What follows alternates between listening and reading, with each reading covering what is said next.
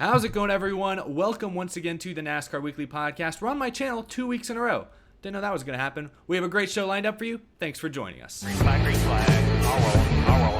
He's flipping me off. Ah! Yeah, boys, how about that? They cut.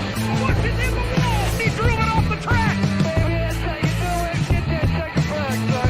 Yeah, baby, yeah. And yes, thank you all once again for joining us. Got a great show ahead of us. It's the normal panel minus Danny B. He hopefully will be joining us a little bit later in the stream, but yeah. Well, in his place tonight, for at least the first half, we have Michael Mrucz as our special guest. Thanks for being on the show, Michael. How you doing? What's happening, man? I got my Jimmie doll, so I'm hype. I'm ready to go. I also got my headless bushy doll, but we won't talk about that shit. Oh yeah, I got the head. I got the head, but don't mind that. I came prepared. I'm dressed I'm ready He's to go. gonna take that off Dressed to soon, impress. Yeah, I'm gonna take it off because I'm sweating my balls off. Well, we appreciate the energy. We were joking beforehand. Danny B always brings the most energy out of all of us, so we needed somebody Yes. to I'm bringing even more tonight. All right, so we got a crazy show. We got to talk about Watkins Glen. We got to talk about some breaking news from earlier today even. We're going to talk about Well, when we get to it. We'll do it when we get to it. Okay, but to start with, we got to talk about, let's just start with Watkins Glen. Second road course race of the season. I don't know. I guess we'll go down the line and let you guys give your thoughts first before I say anything. It was another race won by NASCAR's newest golden boy, Chase Elliott. Let's start with you, Jarrett. What were your impressions of the second road course race of the season, Watkins Glen? See, I was actually really surprised at first when I went and looked on social media for a lot of it, because it was like a lot, there was either everyone loving it only because Chase won, or everybody hating it because Truex couldn't pass Chase. Personally, when I was watching it, I did want Truex to pass Chase, because usually when it's the second place guy isn't Kyle Busch, I'm rooting for someone to pass somebody. But at the same time, I have to give Chase Elliott a ton of credit. Like, he had to hit his marks every single lap to stay in front of Truex, who is arguably the best road course racer outside of maybe his teammate Kyle Busch, but that's still very debatable. I thought that there was a lot of passing actually throughout the pack, contrary to what a lot of people were saying. There were tempers everywhere. People's tempers were off the charts. It was awesome. You had people from the youngster William Byron to 7-time Jimmie Johnson getting mad at people. Bubba spinning out Kyle Busch, and I got to live vicariously through him in that moment. It was amazing. It was a good race. I was really impressed with it. I think that the road courses are becoming like almost the new short track, where there's always something to talk about afterwards. Not saying they're a replacement anyway, but I'm just saying that entertainment value is up there. I understand why there's usually 90 to 100,000 people showing up to Watkins Glen every year. So personally, I think it was better than last year's race. I would give it an 8 out of 10 personally. Well, I just want to say this. If that were Truex leading 80 of 90 laps, that whole Jeff Gluck poll would be a lot different. No doubt it was a very good race, but at the same time still had its flaws. In the race, you saw tempers flaring. And I just want to say this. You never play mind games with Kyle Busch. You are going to lose. William Byron, and I said this on Twitter too. Once Kyle Busch spun, I had said, okay, Byron's got payback coming. And immediately there were some people jumping on me like, you don't know what you're talking about. You're an idiot. Byron did nothing wrong. And I'm like, I know, but Kyle Busch doesn't see it that way. And I was right. He ends up bumping him off the S's and on the caution lap. And this was the dumbest part on William Byron's part here. All right, he was about to basically, rear end him, and Kyle Busch just slammed on his brakes. Like Byron, what did you expect him to do? He knows that you're coming for him. He can see you like a freaking mile away, they man. got two spotters at this track. Someone's gonna tell him. You have spotters for a reason, right? So William Byron just got taken to school by Kyle Busch. You don't mess with him, man, because you're gonna lose. So I will say to that, Chad Knaus was the one on the radio who was kind of egging Byron on to go retaliate against and Kyle Jack Busch. Knaus should know better. I know. Knaus should know better. Yeah. He should know better. So that's on that. So he also lost as well. Yeah, that was the funniest part too. So, and then to the whole Bubba incident, man. Bubba Wallace. I don't know what happened there, what transpired before. Did Kyle Busch wreck him before? Like hit him or something like that for They him never to? showed that. Yeah, like they never showed it for some reason, and I don't even think they really talked about it. But I don't know, just to see Bubba Wallace and Kyle Busch just like duke it out on the straightaway there, and then he just freaking like turns him. It was great. It was very entertaining. And then his quotes after the race, F Kyle Busch at the end there. Like it was so typical Bubba Wallace, man. I love it, man. I just I'm still keeping the faith that Bubba Wallace can, get a chance in some top equipment. He could really change the sport forever. I alluded to that on Twitter, and I hope that does happen eventually. Now, back to, the other two drivers here, Chase Elliott and Martin Truex Jr., they were in a freaking like a zone of their own there. You know what I mean? Like they had their own area code there too. I mean, they completely checked out like 6 seconds, like 6-7 seconds ahead of third place, and like 10 at one point. Yeah, it was crazy. The problem is though, Truex couldn't pass him. He was there, but he couldn't pass him. And Truex did allude to that after the race as well. So I don't know. I was thinking about it too, and I was watching some older Watkins Glen races prior to today's podcast, and dirty air has played a factor in that race before, so maybe we shouldn't be as surprised as we are. But to Jeff Gluck's poll and even Jarrett's, I'm quite sure it was mostly positive. But I'd have to think if Truex were leading 80 of 90 laps, that would be a much different poll, and fans would be outraged, completely outraged with the package and all that. The typical NASCAR, gibberish we see from fans from time to time. Mm-hmm. Yeah, but as far as my rating, sorry, my rating, I almost forgot. 8 out of 10. Yeah. Sorry. I almost forgot about it. I want to see what Michael thought. I know your boy Jimmy had his fair share of drama. Don't even get me started. Oh, that was the funniest part too. That was the funniest part. Hey. That wasn't funny at all. that was ridiculous. We can get into it an hour later if you want. But what was your overall impression of the race? Well, okay, so I missed like the beginning part of it. I was out. Much. Other than Busch spinning. Yeah, that I picked up on that. I saw the video clips of him and Byron, and Kyle really he gave it to him. Like the fact that he actually thought that William Byron thought that he was going to be able to spin him out. Or I don't know what he was trying to do there, running into the back of him. Yeah, Kyle brake checked him, and it just it was never going to work. He should have done what Bubba did, and just spun him out. That would have been a lot more successful. And then, of course, when I did get home, that was right about the time that Blaney decided to take Jimmie out for God knows what reason. I don't know. He was in his way. He was in his way, man. He was in his way. There are other ways to handle the situation. No, you got to move him. If he's too slow, don't knock him out of the way. I mean, my boy Jimmie. For those of you that don't know my channel, that I don't call him Jimmy. That's lame. Jimmie.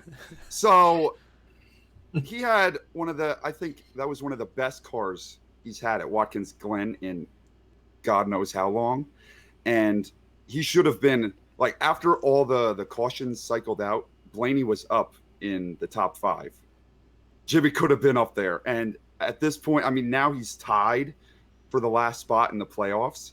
So at least we got that going for us. But it could have been a hell of a lot better. He could have been up ahead of Boyer in points and could have had somewhat of a cushion, but no. So thanks, Blaney, for that one. But actually, back to the race. I know I'm just venting. It was bullshit. Anyway, when the battle for the lead, I couldn't believe how far ahead they were from Hamlin. Like, they put on a monster lead. It was plus 10 seconds by the end of the race. Mm-hmm. No one else was in contention the whole day but those two, it seemed like, from what I picked up on. And for Chase to lead all those laps, though, that was really surprising to me because, Hendrick, they were were good on the 1.5 miles, at Chicago, and I kind of expected that to continue, but I wasn't expecting complete dominance like that out of Chase, leading all those laps. Even though Truex was behind him for most of it, like he wasn't able to get away really. But yeah, he got so close to him, but then was never able to do anything. It's just, again, that aero dependency. You need clean air to hold the lead. So, we're back to that NASCAR still needs to work this car some so they can actually get alongside of each other.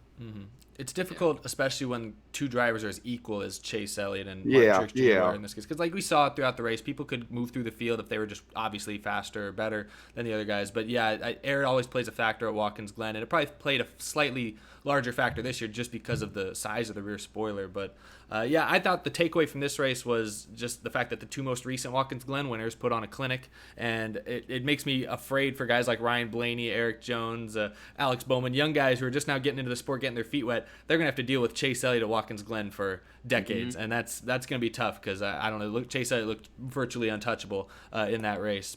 And let me add this too. Chase Elliott now has 5 career wins, 2 on road courses, Watkins Glen. With the scheduled changes happening very soon in 2021, leaning towards, more short tracks and road courses, this could benefit him very well in the future. Definitely. I got to say though, like, going back to, I'm not, and this isn't cussing, I am not a big Chase Elliott ass kisser here. Like, I think all of us, all the regulars know this. Like, I have nothing against the man, but at the same time, I'm not going to, he's not one of my top 5 drivers out there. What he did out there, keeping who right now, a Martin Truex Jr. that is a better Martin Truex Jr. than has ever been in his career these past couple of years, keeping and then putting the rest of the field in a different zip code with him. But then for I don't know how many laps it was, like 15, 20 laps, basically hitting his marks perfectly every time, whether it was a restart, a caution, green flag runs. Honestly, I think looking back, if Chase Elliott from this point on in his career, from this year on, just takes off and starts winning, 3 to 5 races every year, starts contending for championships, I honestly think you can look back to this moment as being the definitive moment showing like Chase Elliott is here. Last year, he had those screw ups, and honestly, I think if Truex doesn't run out of gas, I think Truex still manages to get him. I think this is such a huge moment for Elliott's confidence. We've seen before Elliott, he beats himself up. He doesn't have that built up confidence as a driver yet to go out there and say, I can beat Kyle Busch, I can beat Martin Truex, without having some dumb mistake happen, without it being a good call or something.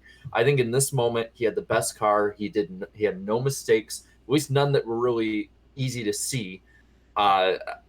Personally, I think that we're going to look back at this race as being one of them that showed Chase Elliott is here, the new generation is here. And I don't think I'm being I don't think I'm going overboard by saying this. What he did, I think is being overlooked by just the fact that he won. What he did was impressive as hell. And this is from someone who's not a huge Chase Elliott fan. Yes, I'm an Earnhardt fan, but I did not jump the bandwagon to Chase Elliott. Yeah. I give him a ton of credit, a ton of props. That was probably one of the most dominant wins we've seen at a track like Watkins Glen. I was expecting, I was watching that end and how close Truex was getting to him. And I was waiting for it to happen. Yeah, I wanted Chase to win. So I'm like, my heart's beating, I'm getting all sweaty and stuff. And I was just waiting for it to happen, but I couldn't believe that he held him off. And yeah, that was like one hell of a drive from him. And let me also add this too. Chase Elliott is going to be the brand new road course king, like Jeff Gordon was in the late 90s and early 2000s. I feel like he's going to be that good. At least at the Glen, he's got to prove more at the Roval, and I think he's got to win at Sonoma to start with before we can start saying he's the king. At Sonoma. He's ran well, yes, but he's got to win. He was nowhere to be found with Kyle Busch and Truex. I'd say he's got Watkins Glen down, but before we can call him the new road course king, he's got to win at the other two. So for now, time before that. He's the Glen King for now. The I guess king- you would say. The King of New York. That's what you King call of New him. York. Yeah. Brian France tried to be that last year. And look at that. 1 year anniversary, guys. It's been a year. All right. 1 year, baby. Yeah, Woo! 1 year. Down the hatchet. Oh, I got gosh. water. It's vodka. It's vodka, though. So. No, I got gas can vodka. Remember? That's what I was drinking after Chicagoland last year. Oh my gosh. Well, Anyway. yeah. So I big takeaway from this race, Chase Elliott. I agree with what you said, Jarrett. This is a big moment for him because he's gone from 2017 blowing that race at Dover against Kyle Busch to holding off an equally dominant driver at Watkins Glen for that final 30-lap run. Very impressive from Chase Elliott. Before we move on, goodness, 2 super chats right in a row, right as we're about to move on, so this is perfect timing. Damn. Corvette Racing 48 sends $5, says, how fitting is it that Elliott won on Jeff Gordon's birthday, the driver he replaced? Was it Jeff Gordon's That's right. birthday? It was. He did. 48th birthday. I thought Byron would win though, but Jeff Gordon is getting pretty close to that 5-0. Oh boy. Oh boy. I could not believe that man was 48. Oh my he God. doesn't look 48. Yeah, He doesn't looks look like he it, can still but drive. He can still drive. Looks like he can still drive. he could definitely still drive, but I had no idea he was that old already. Yeah. Well, Jason Strait also sent 5 and said something that NASCAR champions have in common. They've won/run exceedingly well at road courses. Do you guys think that this means? Well, let me put it this way. That's just a general question. On the panel here, I'll go down the line. Start with Jarrett. How many championships does Chase Elliott win in his career? Man, It's a so tough tough. I don't think he would exceed much more than 1 or 2 in my opinion. And I know that some people might be like, "What? You just sat for the last 5 minutes just talking up this guy." Yeah. But I do think that Chase Elliott, he still needs to Hendrick needs to continue to improve. They have improved this year, but at the same time, they're not anywhere close to Gibbs. I think SHR, even without the wins, still is at the same level, if not ahead of them. So Hendrick needs to get better. But honestly, I think until guys like Harvick, Kyle Busch, Truex, and so on, some of these older guys start their results start going down or they retire, I don't really see anyone getting through those guys. And then you also got Joey Logano and Brad Keselowski.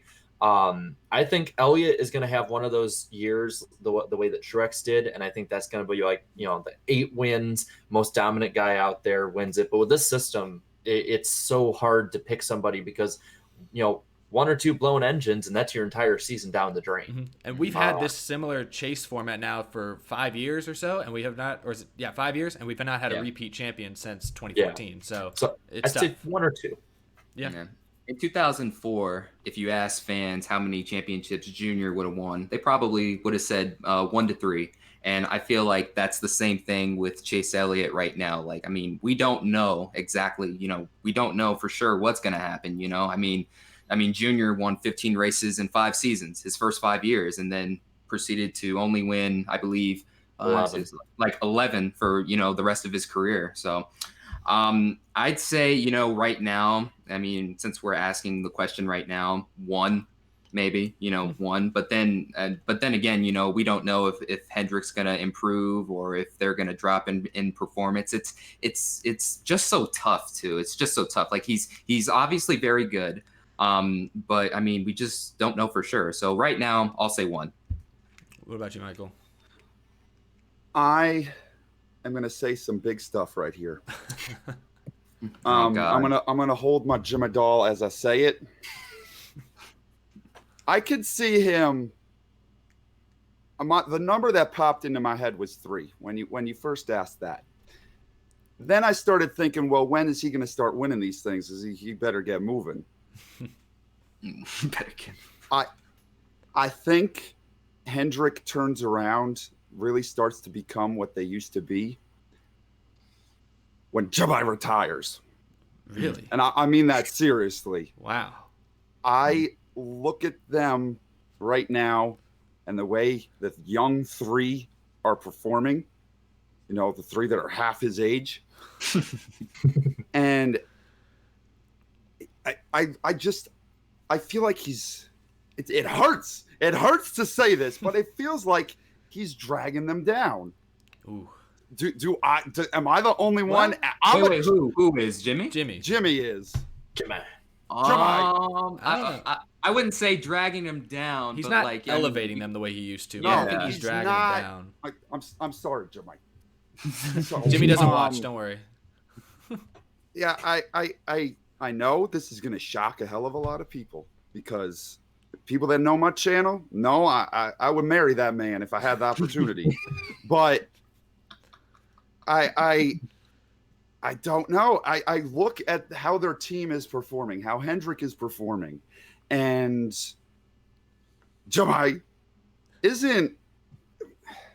doesn't like Jeff Gordon. He had such a hand in making the cars go quicker. It seemed like when he left, it felt like that's when they fell off the cliff. Mm-hmm. And my boy doesn't seem to have that part in him to where he's there, that technical side of it. Mm-hmm. So what you're saying is that Hendrick is sort of putting more resources into his program than they need to when they should be focusing on quote unquote the young three. The future. Mm-hmm. Yeah. That I think once there's a new driver of the 48, whenever that happens, which I hope is like not for another 50 years, I'll watch them suffer. I don't care as long as he's out there. But I feel like once he makes that decision and they pick someone else, Ross Chastain. No, Chris Buescher.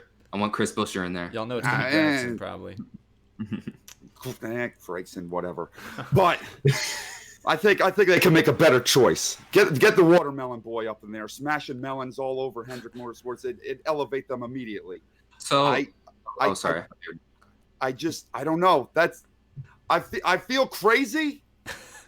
But I was coming up in here and I was prepared to make say some things. And you know what? That's what came to mind when you guys were talking about this. I think Chase and William Byron and maybe Alex Bowman, they start winning tons of races and championships when it happens. Now that you bring that up, I mean, let's say that, what I just said is true. I mean, Hendrick is having, they're not dominating, but they're having a very solid year. 3 of the 4 are currently in the playoffs. Right now, Jimmy's on he's on the cut line right now, on the bubble, as they call it. So let's say, so once he does leave, then if that does elevate their programs to the point where they start winning races, I don't know. Like, I don't know. I don't think that's the case, though. Like, I don't think Jimmy's bringing them down. Maybe they're just focusing on him, like, maybe way too much than they should be. They did change the crew chief, though. But if they're focusing more on the 48 than any of the others, then and trying to get his performance back up, and then you also see in the media, honestly, let's be honest, no one expected Alex Bowman to be a guy contending for wins this year. Well, Danny expected it, but most of us didn't. And then you look, and William Byron last year, even now getting Canals, people were still scoffing at the idea of him even contending. He's been up there doing very well. And then Chase Elliott this year, he's been Chase Elliott. He's been the number 1 guy for the most part at Hendrick. But then you look at the 48 and you look at Jimmie Johnson and all this different. Yes. Well, it's different both at the track, and then you also look on the media side of it. There's always some sort of swirling thing in the media, or there's Jimmie that's on Twitter taking his anger out at random trolls or, and actual legit trolls that are just trying to get a rise out of him. You look at Johnson and he's going up and he's, cussing over the radio about Ryan Blaney and coming up after the race and cussing in his face and stuff. And it's like, in a way, indirectly, Jimmie Johnson, I think, is sort of taking away from them if you want to follow this kind of logic where they're having to deal with hearing about all this stuff all the time. That behind the scenes, Johnson has to be frustrated as hell with all this stuff going on. I do have to think that in a way, Johnson's poor performance and slow spiral down as the last few years have gone on, I think that probably does get on the team as a whole, and maybe mistakes are made. So I can definitely see where Michael's coming from with that. So Johnson might be toxic. Oh, I'm not saying that. Don't be putting words in my mouth. I'm taking this jacket off, by the way, because it's hot as balls. Jimmie Johnson might be the cancer of Hendrick Motorsport. Oh my God! I'm joking, Putting words in my mouth. Didn't I'm say joking, it. obviously. I'm joking, but yeah. Jared brought up a good point saying that there's a possibility he's the weakest link of that team right now. No, he is the weakest link right now for. And if you had someone, the similar age of the other three, like if Ross Chastain was driving that car right now, how might things be different? It's just it's so crazy. Like 2016 Johnson was the champion, and now in I know it hurts to say. We're talking about replacements for the 48 in 2019. It's just crazy how you can look at legends in really any sport. I mean, look at Peyton Manning, for instance. Peyton Manning, in my opinion, is one of the top 5 greatest NFL quarterbacks ever.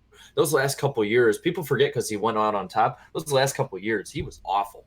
Like, he was not the same person. And I think that's the same thing with Jimmie Johnson. Drive Through, a friend of ours, he made a really good video about Johnson had that crash in 2017 at Pocono. He was having a decent year that year, not as good as 16. But then you look since then, he's had 5 top 5s in over 2 years since then.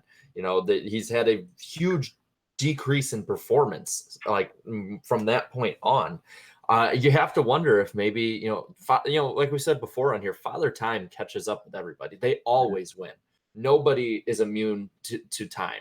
Unless you're Tom Brady. And even Tom Brady has went down in the NFL a little bit. Still got 6 rings, though.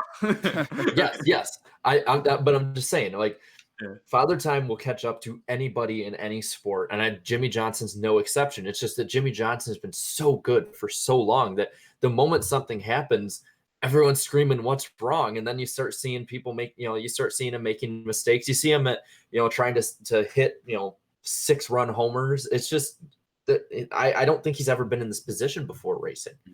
And I'm talking all the way back to when he was like a little kid racing. He's always been that person that seems to excel. I don't think he's ever had to chase more than 1 or 2 people in the sport before. So I think this is unfamiliar territory for him. Well, I guess you can make the argument dating back to his Busch days, maybe, but he was driving for a smaller team at the time, and even with them, he was a major overachiever out there. So I know a 6-run homer isn't a thing. That's why I said it. Oh my God! Come on, y'all! Y'all are better than that. And now y'all are noticing a shape. Oh, this is great. This is a great episode. I love this. It's a good episode, man. By the way, over 300 people watching. Lick that like button. Come on, let's 325. I'm nervous. I'm nervous. I've never had so many people watching before. Yeah, Mrucz is going on and on. Like, how many people watch? And I'm like, yeah, this many. And then he's like, oh my God. Really quick, since I don't know if we're completely done with the Glen yet, but I can show the poll. We hit a new track record. Oh, I wasn't ready. New track record. Oh, new track record. Anyway, so we had 3.6 thousand people vote. Thank you very much, everybody. God damn, you guys are popular. Yeah. This is the greatest show ever. Yeah. Our net positivity this week was 86% for this race. I think the chase effect was in full effect. Mm-hmm. To put it in perspective, the last race that had more great was Chicagoland, and that was the last race to have more of a net positivity than any other, and 4% net negative. The chase effect is in full effect. Let's see, going down, of course, NASCAR Weekly Podcast mod is the number 1 with 69 likes. Nice. Oh yeah. Busch versus Byron, Busch versus Bubba, Blaney versus Johnson, Dibble versus Rhodes, Allgaier versus Chastain. What a week. Oh yeah, that's right. Eldora happened. That's right. That thing. Let's go. I was in that race, by the way, but we'll get to that. Way down. Yeah, I know you were in that race. Let's see. We're gonna go past that one about Bubba. Personally, it's your boy Zachary said. Personally, it was a good race. I wouldn't say it's the best race of the season or anything like that, but it's a Watkins Glen race that had a dominator and a lot of action behind it. I think I'd agree. Like I said, good, and I think it was on the high end of good. Let's see. I won $205 on DraftKings. Hey, nice, man. Pay those bills. That one. We promote, well, hypothetically, we promote gambling on this show. No, we don't. Hypothetically. Oh, yes.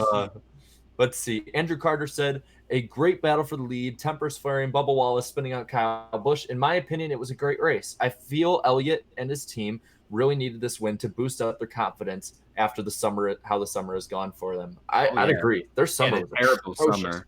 Like an average finish of like average finish was like 26, something like that for like the past 5 races. Let's check. Let's see who the last comment was and if that's appropriate enough for us to read on here. View more comments. Oh, there's more comments. How many comments? These polls are popping, man. They're popping. Okay. Derpy Derp said 100% good. Oh my God. Nice. So yeah. Thank you guys so much for voting on it. Vote again this week for Michigan. That should be. That should have opinions. We'll just say that there's going to be plenty of opinions for that one. Yeah. A lot. Now, I can X out this tab. Now, before we move on completely from Michigan or from Watkins Glen, let's talk a little bit about the point standings, and let's look at how that is affecting things. So, for those of you guys can't see on the stream, or you guys can't see in the chat, but on the stream, I flashed up the playoff bubble there, so you guys can kind of get an idea. I literally just took a photo of my TV when they flashed it up there, so yeah, that's why the quality looks like that. But looking at the playoff bubble, quite a few updates or a lot of changes. We've already talked about it a little bit. Jimmie Johnson now is technically back in the top 16, but he's in a tie. Yeah, he's in a tie with Newman. He owns the tiebreaker, I believe, because he has a stage win or more stage points. I don't exactly know how it works. But yeah, Johnson's tied with Newman, but still ahead. Suarez is within striking distance, but definitely not where he needs to be. I don't know what you guys thought. I feel like Watkins Glen was a total missed opportunity for Suarez. Man, let me tell you something. Suarez was non-existent. He was running like 25th, 26th the entire race. Like, I mean, this is a track where he's been good at before. And I know fans always get on me for getting on Suarez and stuff. But again, I said during the offseason, during the very first episodes of the show, that he has to make the playoffs this year. He has to. Like, there's no ifs, ands, or buts about it. I mean, he's in Stewart-Haas equipment.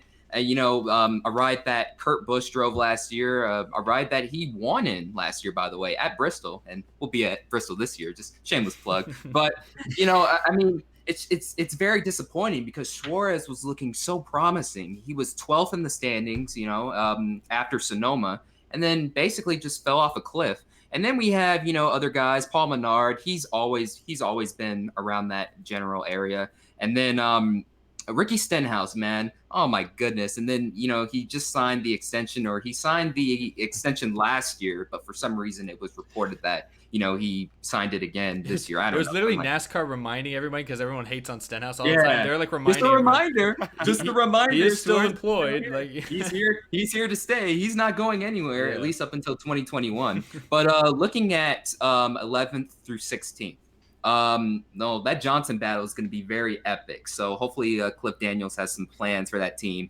Clint Boyer, he's been very off and on. 1 week he has it, the other weeks he doesn't. And Kyle Larson, man, this may seem like a hot take, but I wouldn't be shocked if Larson blew that 46-point gap. It would not shock me if he blew that gap.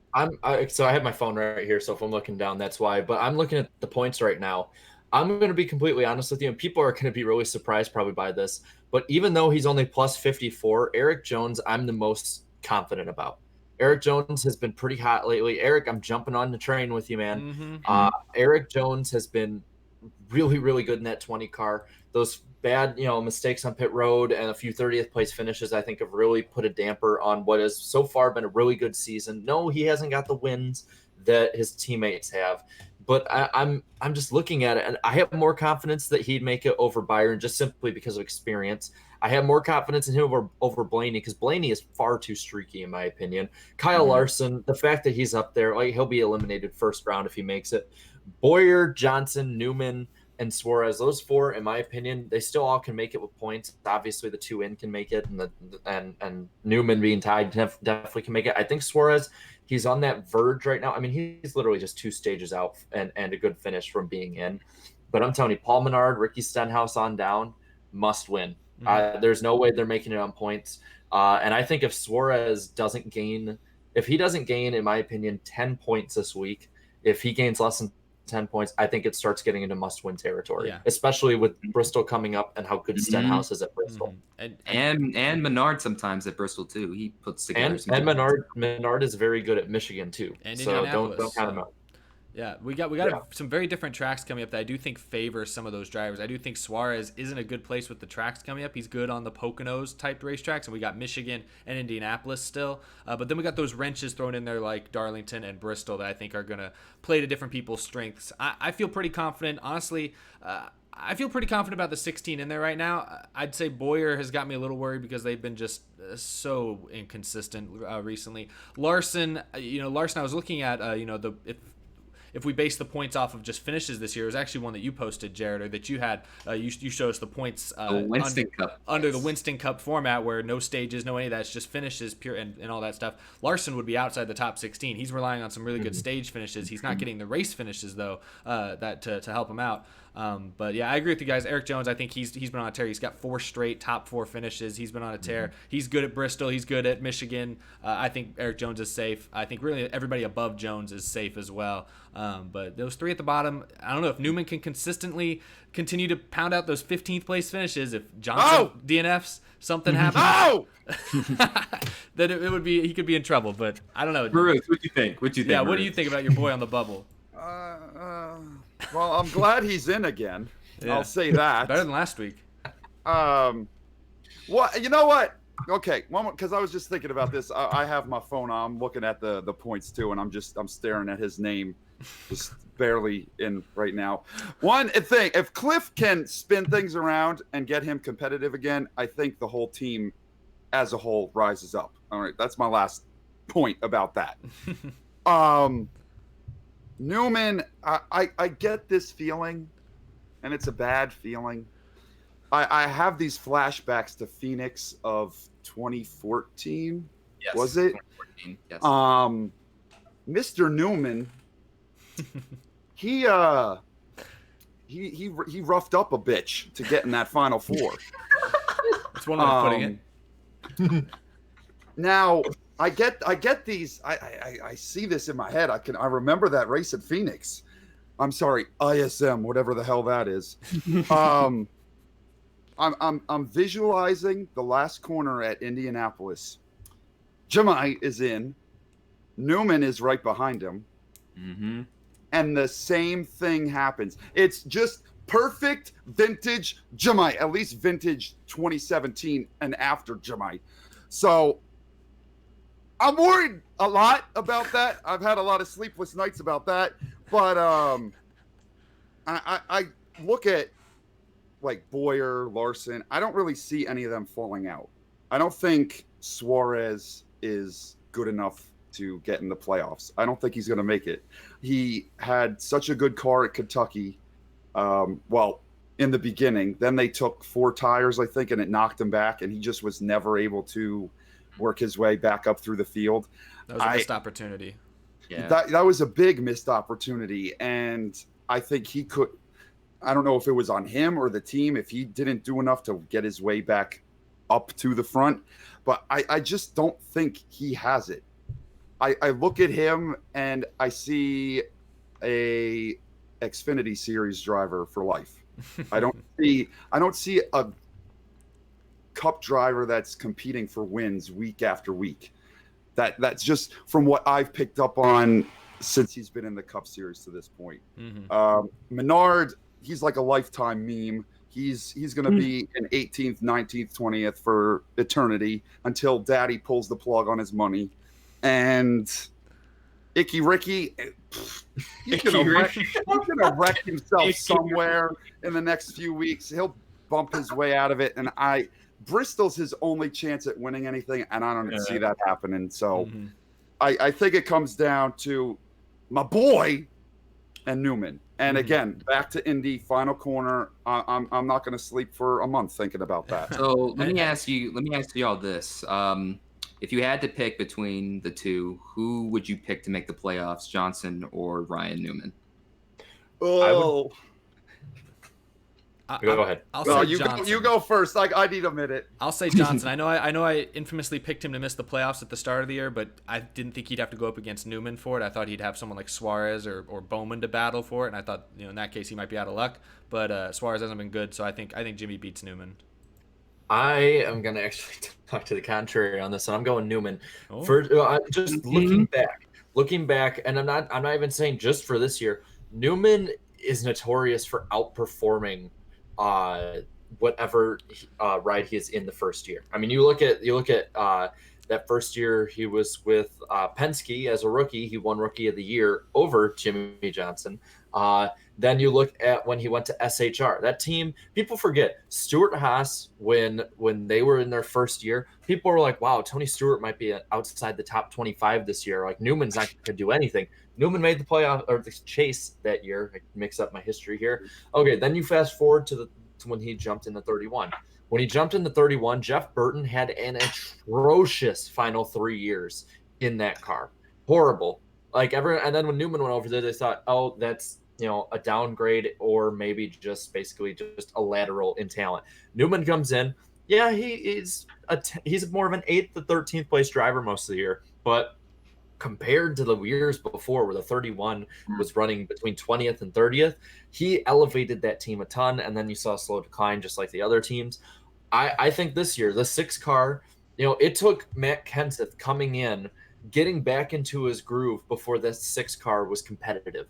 That 6 car, in my opinion, was elevated by Matt Kenseth last year. It was not, and nobody else could make that thing better. Now you look this year, Newman comes in. That team was thought to be a 20th to 25th place team. He comes in, is by far the better of the 2 teams at Roush, and right now has been slowly, it seems, getting better as the season goes on. I gotta have faith in Newman, man. I think he's got one last little, exceeding of expectations left in his career, and I think this year is the year for Newman. He did edge. He did edge. Newman edged Johnson for Rookie of the Year way back in the day. So does he have another? Does he have another upset in him? Yeah. Well, kind of going off this before we move on, really quick. Corvette Racing 48. Thanks a ton for the $10 super chat just a few minutes ago. I really appreciate that. That's amazing support right there. He says, if Suarez misses the playoffs, does he stay at Stewart-Haas Racing next year? What do you guys think? I think I'll go first. I think he does stay at Stewart-Haas Racing next year because I think there will be enough money for him. But there's a chance he won't because they still have yet to pick up his option for next year. So it's still in jeopardy. But I would say there's a 60% chance he stays with SHR. It's not guaranteed. I was just about to say he has an option in that deal. Cole Custer is waiting. If Boyer makes the playoffs, I see them re-signing him. Cole Custer is going to get the 41. That's what I think. I think that 14 car could be pretty open just because I've heard Boyer's may not be he might need an extension still, and Boyer's been the biggest disappointment. I could see Stewart-Haas giving Boyer maybe a 1-year extension. Well, let me put it this way. If Clint Boyer, he's 15th in points right now, say he does slip out and miss the playoffs, say that happens, that would be 2 out of 3 years with Stewart-Haas he's missed the playoffs. I don't think let him go. You can't let that. I think a veteran like that who's making the money he's making, you dump him. That's a Matt Kenseth you dump for an Eric Jones, and except he's not as good right now as Matt Kenseth was. So I'd dump Boyer for Custer in a heartbeat if he misses the playoffs. If Boyer and Suarez, for some reason, if they both miss the playoffs, I don't see them coming back. See, quite possibly. One of them will come back, in my opinion. I do think that if they both miss it, I think Custer for sure is coming up next year. I think if one of them misses it, then it depends on which one. If Boyer misses it, then he's out. If Suarez misses it, it depends on the money coming in.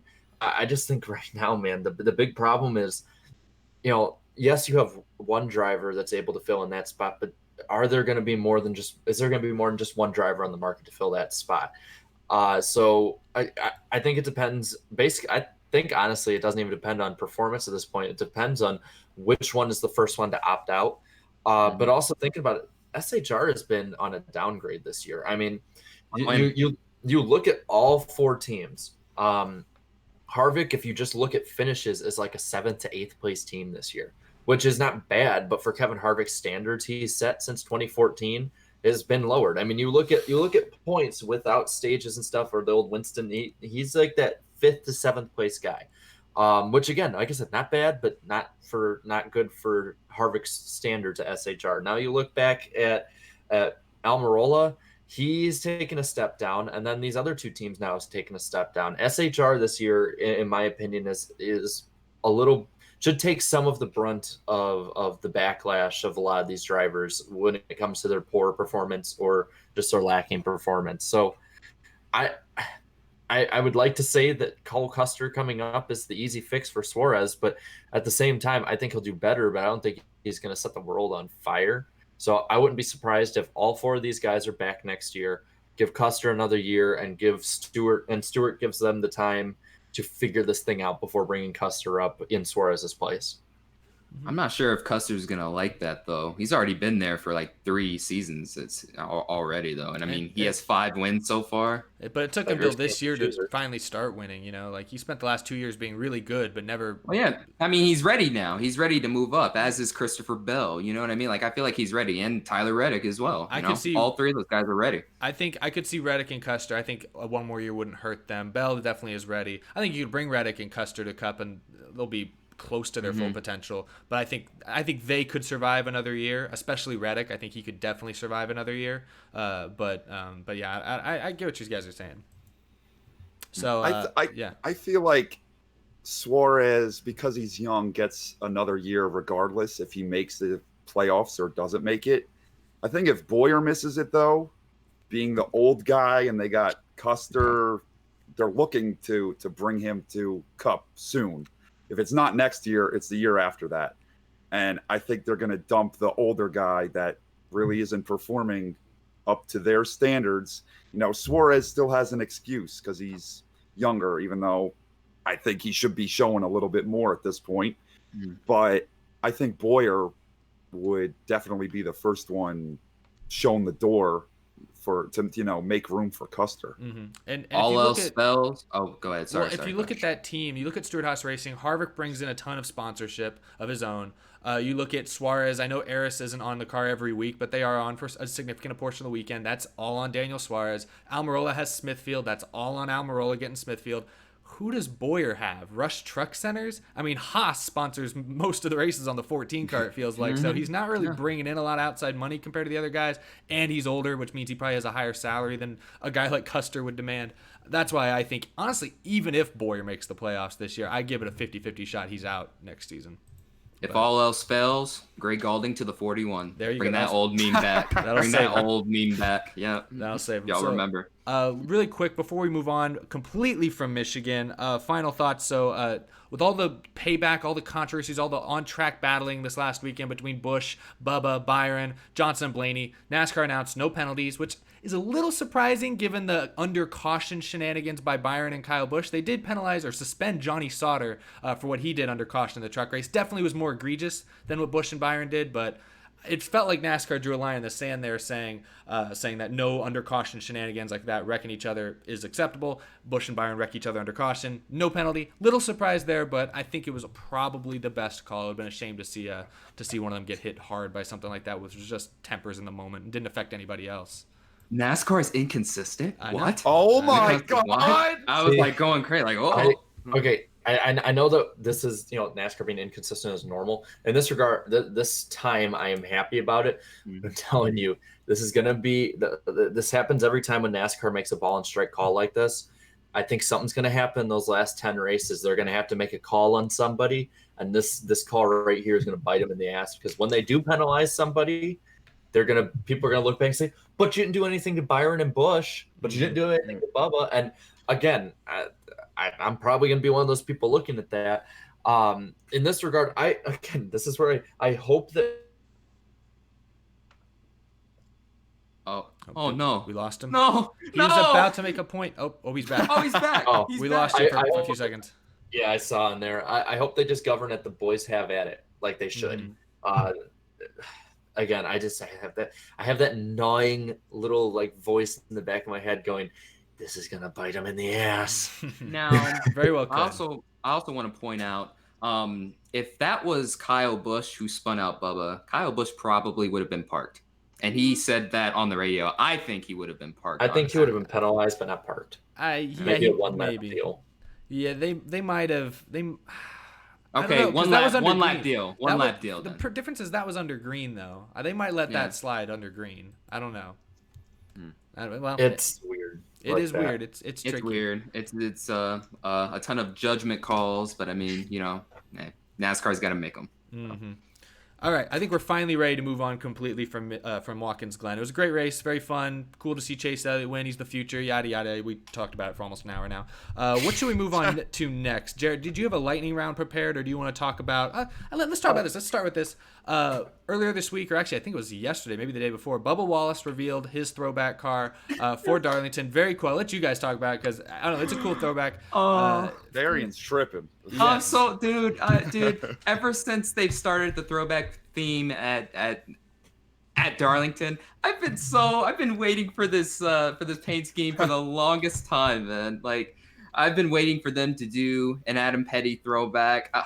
It warms my heart, man. I did the whole Gone Too Soon video on him, and the throwback I was expecting though was the one from 2000, the darker sprint scheme. This is a better alternative though. Like, I am so happy. I'm so thrilled. It's such a cool paint scheme, and I usually don't get diecast, but that's one I'm probably more than likely gonna pre-order. It's a special tribute, and hopefully Bubba Wallace can at least, stay on the lead lap. Well, no, I was gonna say a top 15. I was gonna say a top 15, but that's reaching a little bit. Whoa, so yeah, if a lead lap, if a lead lap finish is the best he can do, then please do it, Bubba. Don't wreck the car. Do not wreck that car, though, Bubba. This is Darlington we're talking about. A lead lap finish is a top 10.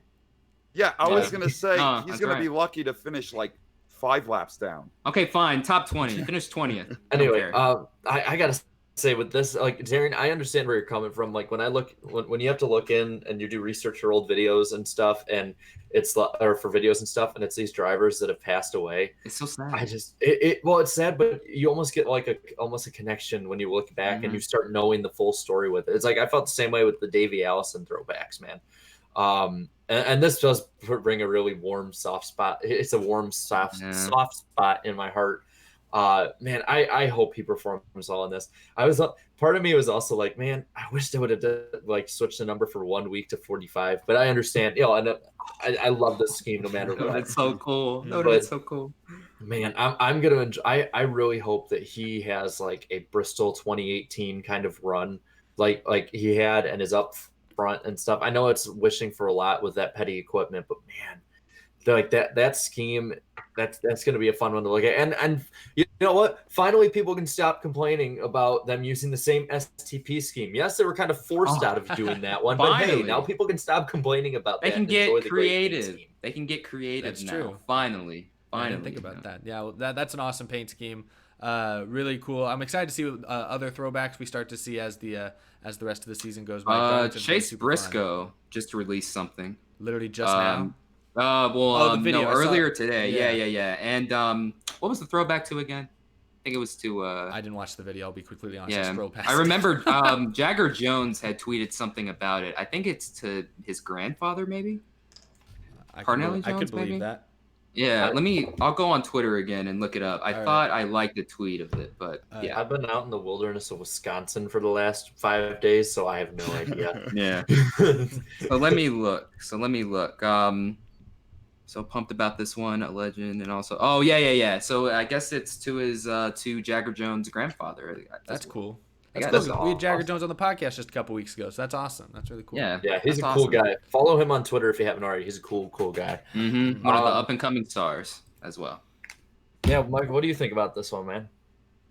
The Adam Petty one. The Petty scheme. Yeah, I thought it's a really nice looking car, and I think they need to. We've seen the STP how many times? I mean, they still run it at Martinsville, at all the old tracks. So some of the throwbacks, they also have that Hot Wheels scheme from the 90s. That'd be cool to see brought back. The sprint scheme and Cheerios. I mean, even though that was not that long ago, that's not that old. But they've got a lot to choose from. So it's cool that they're changing it up a little bit. Yeah. Losing that sponsorship, or not losing the sponsorship, but losing the primary sponsorship from STP.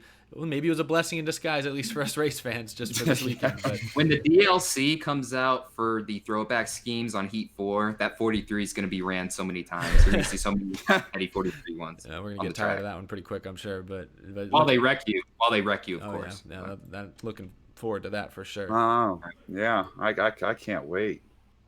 So really quick, we hit a viewership peak here at 371 at one point. We're at 369 right now. Lick that like button, everybody, as we go into the lightning round at the top of the hour. Perfect. Lightning round. Do we have a little intro for that? Little saying? Little guys, again, all I have is I could replay the initial intro if you guys want to. I'm good. No, we're good. Let's go. Going into the lightning round, there's not too much lightning to be rounded up this week. So yes, there was the Adam Petty throwback scheme that I just saw in there. That was funny. Anyway, Spencer Boyd, he will be making his first Cup start at Michigan this weekend in the number 53 Rick Ware car. Got the shirt. Came in. So yeah, Spencer Boyd, if you're watching, Darian repped your merch. That is funny. And that he is one of 38 that will be entered into the Michigan entry list this week. Another one that we've had on the podcast before that will be racing is Austin Terrio. Be sure to support him too. I believe he'll also be in a Rick Ware car. Mm-hmm. Also, the PJ1 compound will be used at Michigan on the track. So hopefully that can be a little bit of an added boost to the competition compared to the last race. Because let's be honest, I think that like Pocono, we can only go up. Also, looking around here, and again, we'll talk about that a little bit when we do our Michigan preview. Racing Wives had a premiere. Did anyone on here watch it on the panel? I have a whole backstory to that. So my mom loves reality TV. She watches Dance Moms and also, the Real Housewives of, whatever fucking city they're in. And I'll be honest, to spend time with her sometimes. I sometimes watch those shows with her, so I watch those shows with my mom sometimes. Got the chance to watch Racing Wives, and the thing about reality TV is that you have to have some sort of drama. And the biggest drama in episode 1 was someone was drinking at the Martin Truex Jr. charity event. The whole, cat, the cancer event they always have, the catwalk, the catwalk for cancer event. And another funny part was Whitney Dillon, Austin Dillon's wife. When they were doing intros, introducing, the people on the show, she said, and my husband is Austin Dillon, and he's going to win a 3rd championship. I started running around the room. I was like, no. And no, she was like, my husband has 2 championships and he's about to win 3. Yeah, no. Get out of here with that. A 3rd what? Like what? What's the 3rd one? Arca maybe, since it's coming in NASCAR. I was like, I don't know if you're talking about Cup there, but that's a big yikes, big no for me. Gosh. Well, there's our reviewer right there. Can we rely on you to watch? I'll do it every week. Yes, Perfect. I'm not watching it. You're gonna have to let me know how that goes. Yeah, I got you. I think right. Did you see the ratings for it? I saw the ratings came out for off racing. The charts in a negative way. It was so bad. It was. Wait, the ratings came out? Yeah, and it was like for some reason 138th is sticking out in my mind. It was like for that time slot or something. I'd have to look exactly, but it was something. It didn't crack. Adam Stern tweeted it didn't crack like the top some number that's important. I can look it up really quick. Again, reality TV has to have some sort of drama all the time. Like, there's really no drama to it. The final little bit of the lightning round is actually ratings about Watkins Glen. 1.67 final rating with 2.722 million viewers. There is no comparable rating with last year because last year's race was on NBC. Also, you can't really compare it to, I believe it's 2016 because they were on USA Network. So you compare it to the last NBCSN race, which was 2017.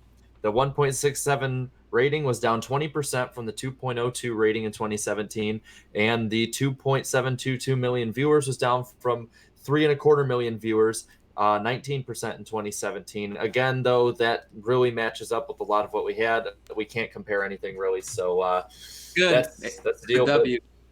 That's a W. It would probably be flat with last year if it were on NBCSN. And Eric, looks like you got a super chat. Perfect timing. Thank you. Oh gosh, I missed the name. Stein. Thank you, Stein, for the $4.99. Appreciate that a ton. I just found out last week that ever since Dover, Chris Buescher's worst finish is 18th. Yeah, he's been on it. I mean, he's not out there running top 5, but like Watkins Glen, he was up in the top 10 for a while. I think he finished 14th or 15th, something like that. So he's consistently been in the teens. He's given how Priest, I know he's a rookie. Priest has done nothing this year. Buescher's been a breath of fresh air, so that's been fun to see. What's crazy about that is JTG's driver lineup for 2020 isn't set in stone yet. So I don't know if he is coming back. But I will say this Buescher though. Needs to stay. Chris Buescher to the 48. That's looking mighty good, man. I don't know. That's looking not right now. But when Johnson retires, then I would love to see him in there. I'm telling you. I think Buescher should stay in that 37 car. I think that if something's working right now, give it another year. If they take another step forward, I mean, who knows? It might be another kind of Furniture Row deal. I agree. It could be another flop, like a Phoenix Racing kind of thing, where it's like, oh, it's going up and it's deflated, gone.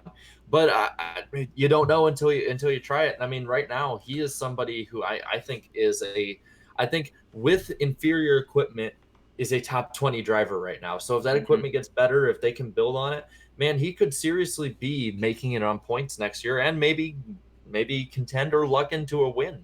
So who knows? I'd say top 15. Honestly, like real talk, I'd say top 15. Put him in a Roush car and he'll point his way in the playoffs. Very high praise of Chris Buescher in here. Can I just say this? Whoever they have designing the paint schemes at JTG is like a genius. Every one of those cars looks beautiful. Am I wrong? No, you're right. No, I agree. They're always eye-popping. I love those cars. Attention getters too. What's the worst schemes though? What team has the worst schemes? Oh gosh, I gotta think about that one. That's hard. No. It's Newman with all those wieners. That's the worst one.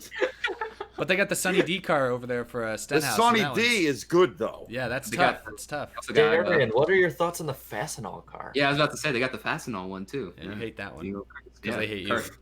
I forgot about that. Bad seasons, Ricky Stenhouse 2019 coming soon. One final thing about the lightning round I forgot. Martin Truex Jr. is doing is going to be in this race this weekend. Obviously, I was trying to segue into that and I couldn't. But it's his 500th start in the Cup Series. So they're going to be running a special scheme for his 500th start. So there you go. That's the final thing of the lightning round. I don't have that scheme ready to pull up on the stream, unfortunately. Sorry, people watching at home. It's not as special as the Bubba Wallace one. And that was the lightning round. Anyway, get the bow. I'm sorry, I fucked that up. That was impressive. That was perfect. I love it. This is such a great one. I guess, do we want to talk a little bit about Eldora? Yeah, I figured that would be a great way to great thing to You're gonna put everyone to sleep. Oh. Man, they screwed me over in that race, bro. I was running 15th in that 8 car, in that 8 truck. I was running 15th, bro. And then all of a sudden they had the big one, and I couldn't make it through, man. Tony Stewart completely effed up the track. There was only one lane to go. Man, y'all screwed me over. But in all seriousness, though, I feel like this was not as exciting as last year's Eldora, especially. Oh, no. Mainly because it was really a one-groove track, and the fact that there were so many short runs. The leader of the race there was never a green flag pass for the lead in that race. It was the only pass that happened for the lead was on during pit stops when Briscoe pitted. The only thing that made this race was Stuart Friesen winning. Like if Chase Briscoe won, I would have been like, wow, this race was like the worst Eldora race, honestly. But I don't know what the deal with the track was, but I don't know. Also, for some reason, like this race, like the novelty of it felt like it was, it was down a bit too. I don't know if that was NASCAR not promoting it or whatever. I completely agree. I mean, it wasn't even just NASCAR not promoting it. Like, yes, NASCAR not promoting it added into it, not feeling like a novelty, but at the same time, man, even during the race, the broadcast seemed a little bit off. It didn't seem like there was anything. You could tell the people at the track, like the people, the drivers and the people in the stands and people watching, you could tell that they really, it was special to them. But man, like the novelty really has worn off. It feels like it was more of a demolition derby than anything. There was nothing that really separated it other than it being a dirt track race. And I feel like this is something that the Truck Series and NASCAR especially really missed out on, man. Because like I remember the first 2 or 3 years, the first 2 years especially, they went here. Like Eldora was, you can't miss Eldora. Don't think about not watching Eldora. You have to. This is one of the best races of the year, and I was really looking forward to it. And I thought it was a good race for the most part. I thought there was a lot of action. I love seeing Norm up there. At one point, Norm was in the top 15. I love Norm. But it's just, I think it was the worst Eldora race yet, in my opinion. It was still the worst yet. One last thing I want to point out too. There was exactly 32 trucks. I don't know why there was the need for those qualifying races or last chance races. I'm like, everyone makes it in. I think tradition. I do think that was part of the issue, was the fact that the whole first 2 hours of the broadcast with all the qualifying races just felt pointless for a lot. But it's like Jarrett said, they've been doing it since the race's inception. So I guess I understand why they did it, but like I think Eldora's charm is the racing looks a little different, obviously because they're sliding around, and but the biggest thing is you see drivers that you don't talk about that much run up front and have big moments like, I raced my way into a NASCAR race. I never thought this would be possible. I've just been living on a farm for 40 years, but here I am in a NASCAR race. But now at this one, it was literally if you just signed your name on the paper and had a truck, had the sponsorship, you were in, and that kind of eliminated some of that excitement. In the main race, you still had some of it. You had people running up towards the front that you're not always used to seeing, so that's still the charm. But it's kind of just turning into like another Daytona or Talladega, where the only reason you watch is to see different people leading. And Stuart Friesen finally got his first win. That's kind of the point. Also, the 54 won something. The 54 truck won a qualifying race. Oh my god, 54 was up front. Holy crap! I mean, honestly, I did not know that Eldora, that it was on Thursday night until Thursday. I didn't feel like there was any build up to it like years before, like you guys were saying. It just kind of happened. And there were like next to no dirt regulars in the race. This was like the first few years you had how many people entering trying to make this race.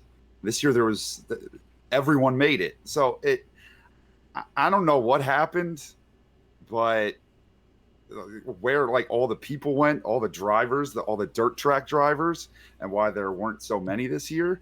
But it didn't feel like anything special like before.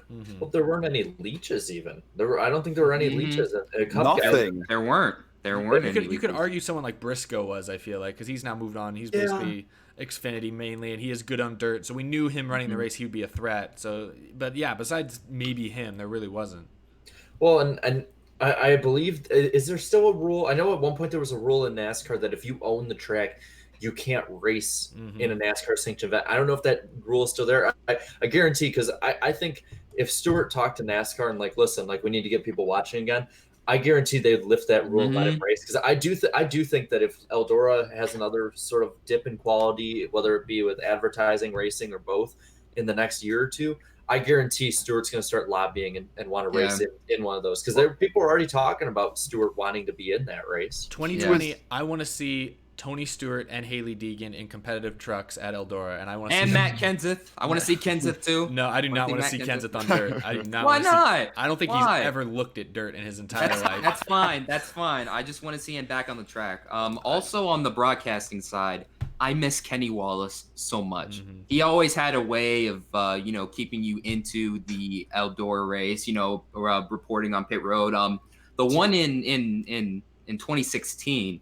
I was going to say, do you remember when I think it was Bobby Pierce? Bobby Pierce. Like he wrecked, and Kenny's yelling at the truck. Like he has no clutch. You got to help him. And then like he's just looking at him like, no, like I'm trying to tell him what to do. Like Kenny Wallace was so cool, but like unfortunately he retired from the broadcasting side of things. I would also like to see him race. I would love to see him race. Honestly. I feel like a way to sort of bring it back to prominence where it was in its first 2 years, maybe get some more Cup guys in there. And I mean current Cup guys, not retired. Like let's say, get, Austin Dillon back, who won the, the first one. And I know I'm usually against, like Cup guys in, the lower series to a certain extent. I was going to say. But for this race, I mean, get Bubba back in there, who's a former winner. Get Austin Dillon, a former winner, back in. Okay. Get Kyle Larson back in there. I was saying before, I'm not a big Kyle Busch fan, but man, I would love to see Kyle Busch on dirt. Yes. I would love to see Kyle and Kurt on dirt against each other. I want to see Jimmie Johnson wreck on dirt too. He's made hey. He won a prelude to the dream. Don't you forget that. He made one truck start dirt. and he ran off-road racing, failed. didn't he? Yep, he made one truck start in 2008 and failed. Hey! NASCAR bus. I got turned down his mic. Wait a minute. That truck start, he was in the lead. Don't even start with. Where'd he finish, bro? He got wrecked by all the plebs that are in the truck series. Like at Bristol, they're all in the way all the time. He couldn't even beat Johnny Benson. He couldn't even beat Chad McCumbee on that night. Couldn't even beat Chad McCumbee on that night, bro. What is happening? This is your champion. This is what Darian. This is why we've had problems on my live stream, because you get up on me with this Jimmie love that I have, and you're like you call him like a total noob and whatever. The man has won 7 championships, bitch, and I'm not gonna let you forget it. Well, damn.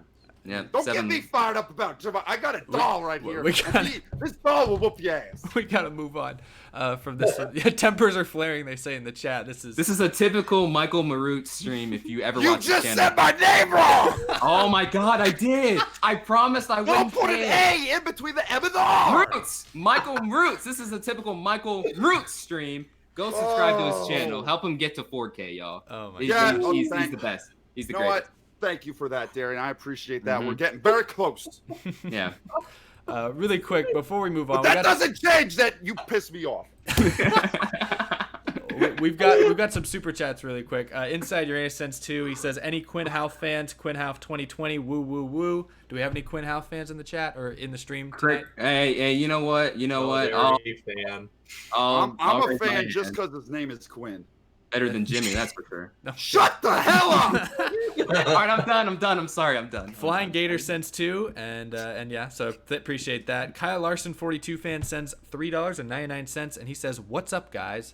We're doing good." What's up? Kyle Larson, 42 What's up, bro? What's good? Hope you're doing good too. I'll tell you what's up. I'm flying to Vegas next week to go and whoop Darian's ass.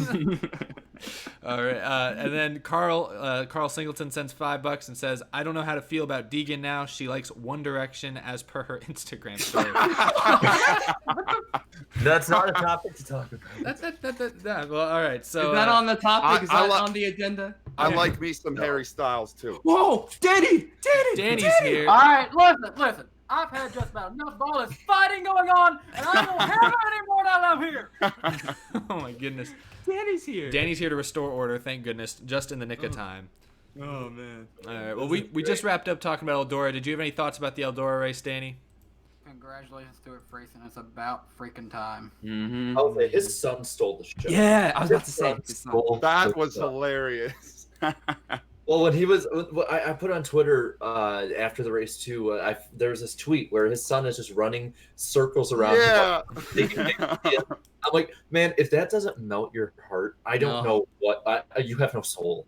Like, what is going on? Like, if that does not melt your heart, like, that was a beautiful moment, and I hope that's one that doesn't sort of get forgotten. As hey, this is I hope this is a moment that you may have forgot about. I hope it doesn't go if you may have forgot about videos, Danny, because I love that.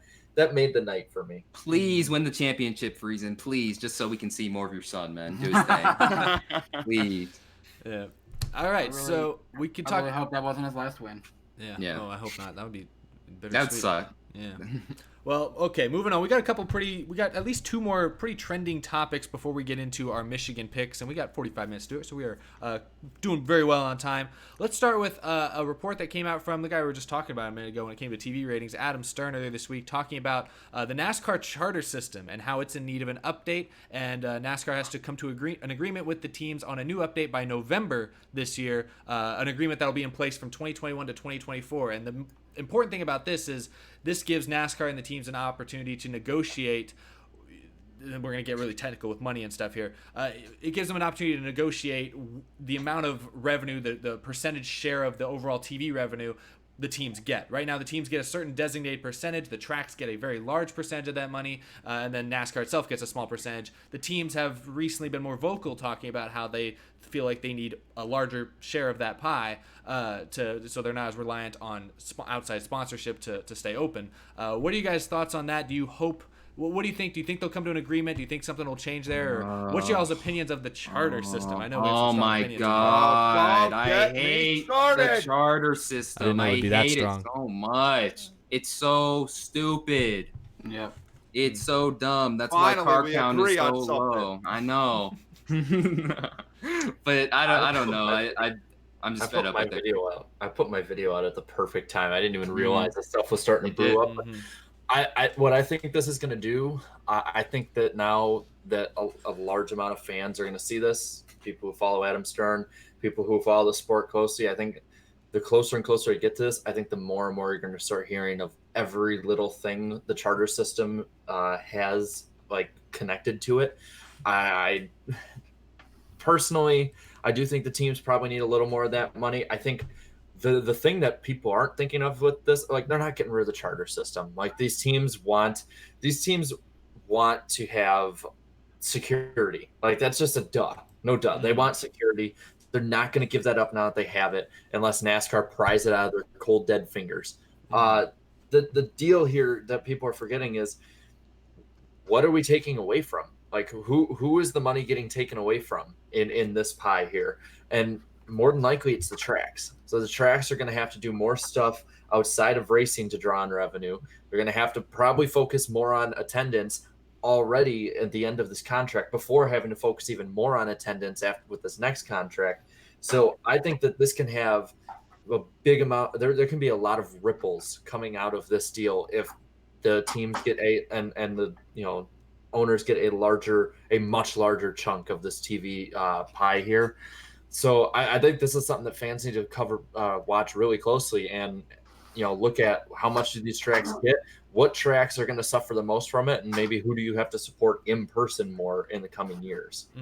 I like this only because it does put more pressure on the tracks to focus on the fan experience. And right now the tracks are answering to NASCAR because NASCAR is where they get their money.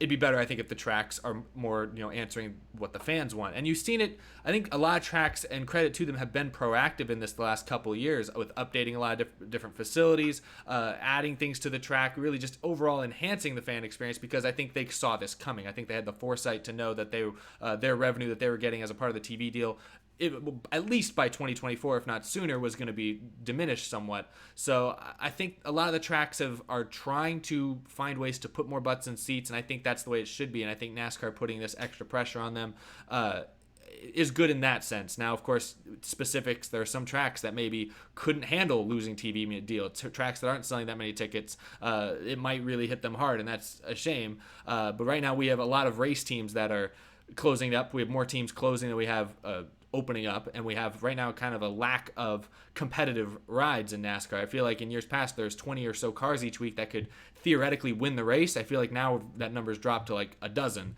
and maybe some of it's the drivers. I think some of it is now we have young drivers in there, but I think that's something that needs to be addressed, and I like that NASCAR, or if they do manage to go this way and are able to give the teams more of the money, I think that's the biggest pro out of it is the tracks now have to actually do stuff to make fans want to go to them.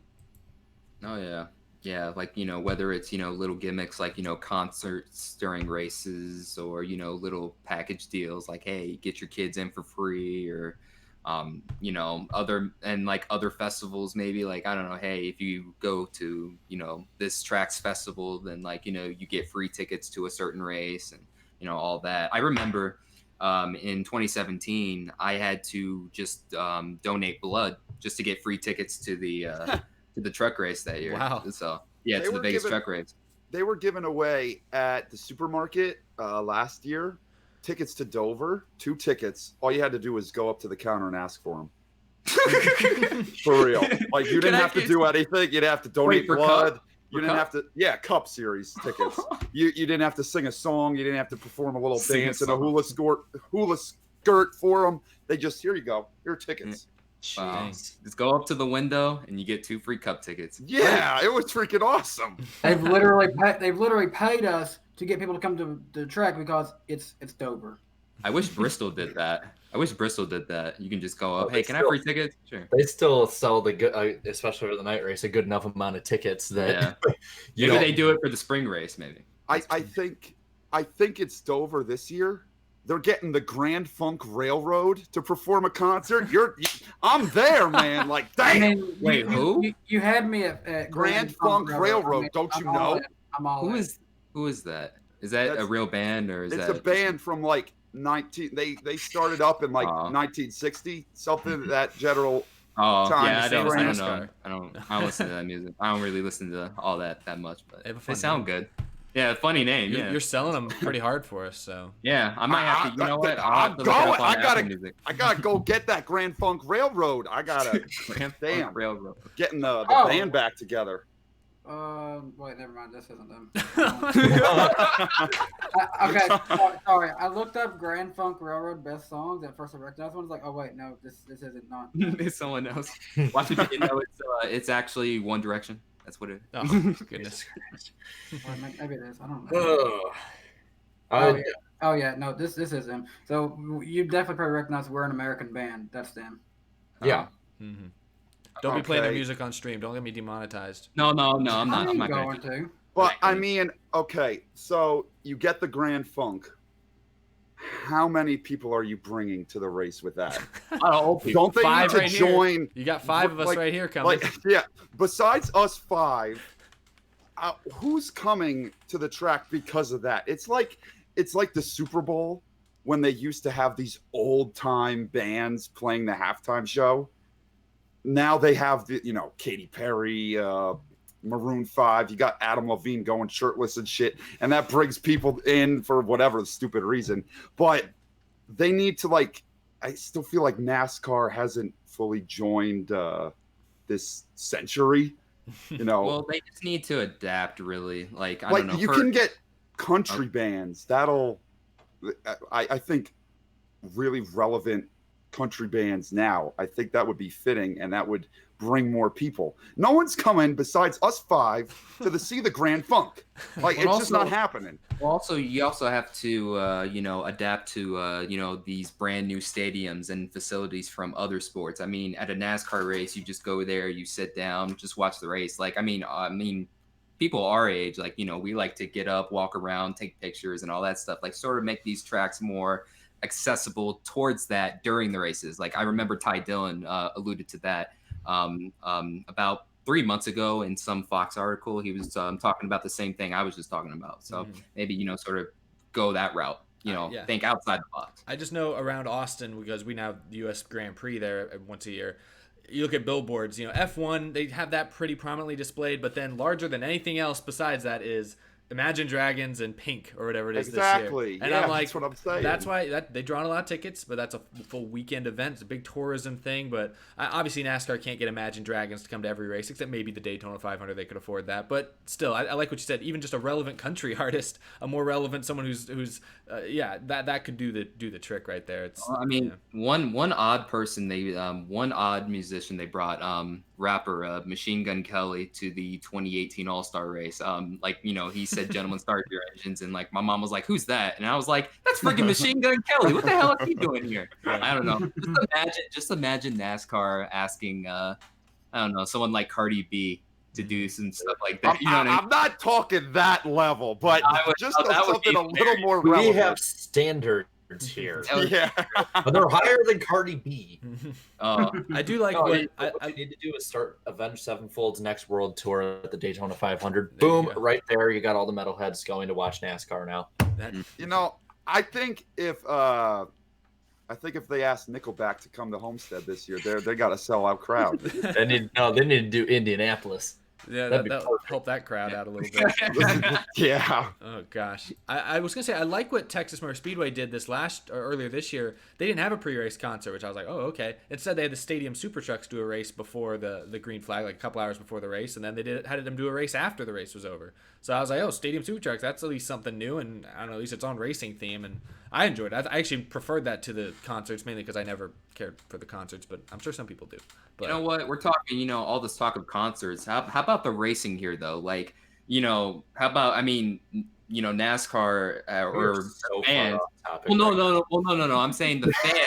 I'm saying the fans have been asking for this. Have a lead-in race. IndyCar lead into NASCAR or NASCAR lead into IndyCar, maybe to get all the racing fans to that one facility where wherever they decide to hold it. But unfortunately, I don't think that's ever going to happen anytime soon because I don't know. All I can say is Pocono doubleheader. There you go. Yeah, there you go, man. Mm-hmm. Get the Grand Funk Fiesta Tour, whatever it was called. Get them out to Pocono, whatever they're called. I was a little on the fence about going to the Pocono doubleheader. If Grand Funk shows up, I'm freaking there. Yeah. Beautiful. All right, so I'll need like track passes for that one if they're gonna be there. All right, so we can move on now to the breaking news. I like how we saved the breaking news for kind of the end of the story. Say it. Breaking news. Ooh, that was hot. Yeah, I like that. I appreciate it. I work on it in the shower at night. So I uploaded a video shortly before this podcast, which was not the greatest plan scheduling wise, but it is what it is. Jeffrey Earnhardt had a shocking announcement today.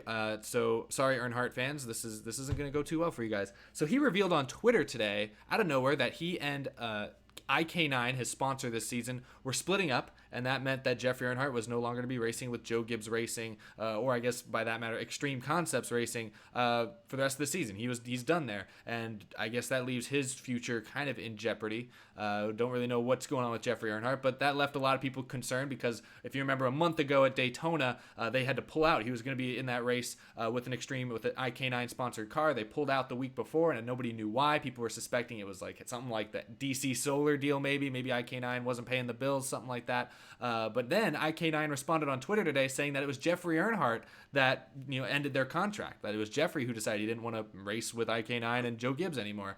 That had raised even more questions, I would say. I think now nobody knows what to really believe. But what we do know is that this is the second major NASCAR sponsor / driver kind of fallout in the last 8 months. I'm thinking of DC Solar and everything, and it's a weird trend that I've noticed that I don't know is definitely concerning right there. But I saw a lot of fans quick to criticize IK9, and I don't know. I don't think that's a great look if we're bashing a sponsor when we don't know what the real situation is. That's not looking good. If an outside sponsor is looking at that, that would probably turn them away a little bit. But I don't know. Everyone here on the panel, I'll start with you, Darian.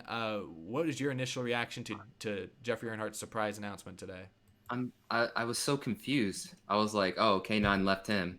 Well, no, Earnhardt left us. I was like, what? Like, well, first off, like, why would he do that, though? I mean, for the first time ever in his NASCAR career, he's relevant. He was relevant for these past 6 months. I mean, he was up front at Daytona. He was, scoring top 10 finishes.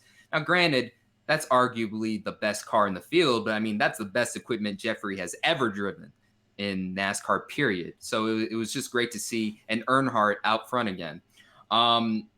And also to the fans, you guys were, some of y'all were just quick to overreact. I mean, like, here's the thing though. IK9 is still in the sport. They're still sponsoring Kyle Busch, and and it seems like they're behind Hailie Deegan. So, I mean, they're going to be here for a very long time. I suppose if they're supporting Hailie Deegan's efforts to make it up into the top 3 series in the future. And I mean, that's just a bad look on us though, because I mean, other sponsors, they're going to look at that and say, well, I mean, if we do join, if we do decide to leave, then this is how they act, we're better than that. But back to Jeffrey, man, it's so unfortunate too. Like, I mean, I thought his, he was about to get his career going.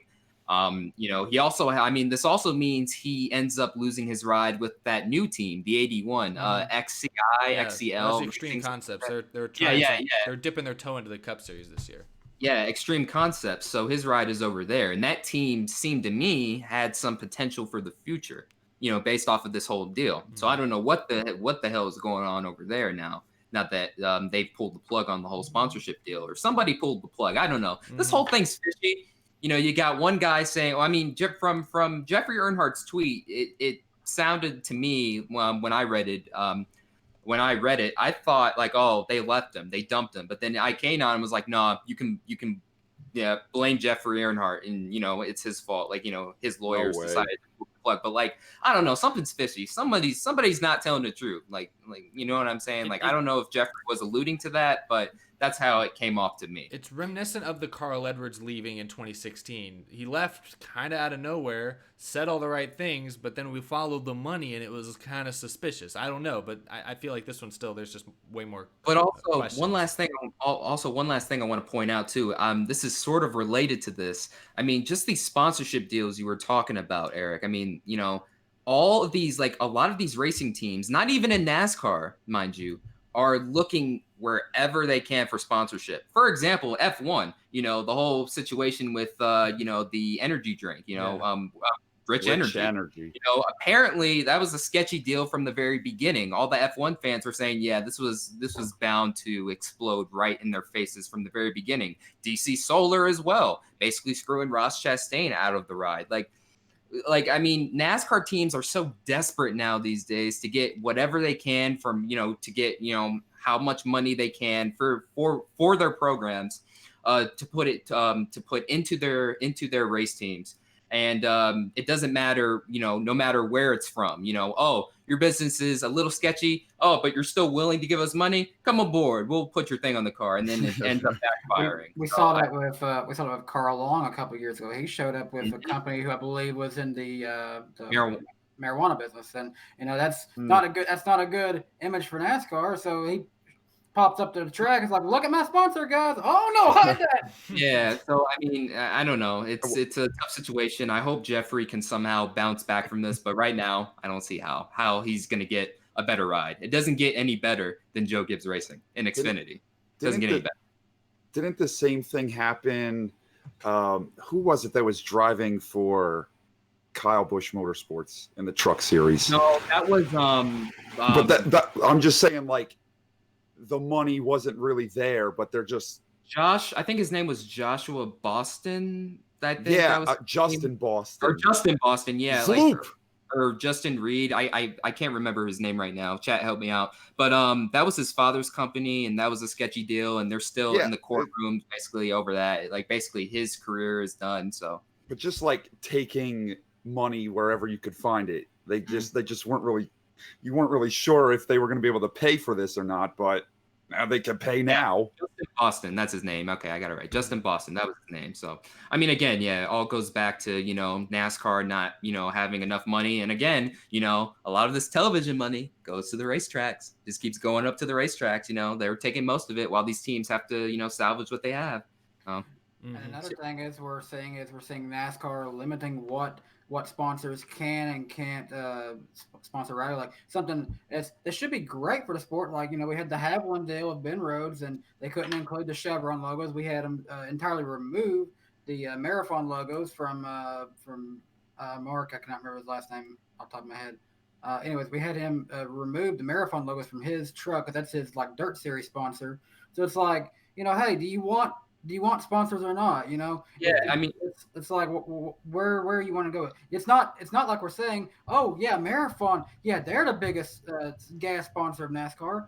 No, they're not sponsoring NASCAR. They're sponsoring a driver who's competing in the series. Mm-hmm. And I also want to go back to the whole Carl Long situation too, like about the the whole weed deal, trying to sponsor him and stuff. I have some mixed feelings about that. Like, I mean, I know NASCAR is trying to uphold some sort of, family-friendly image, but at the same time, I mean, you got somebody who's, wanting to sponsor someone, you know what I mean? Like someone who wants to put money into a team, and then, the team does well, it's putting money into the sport, you know what I mean? So, I don't know. I feel like NASCAR, they should maybe be a little, they should be way more open to whoever sponsors a race car, especially in this day and age.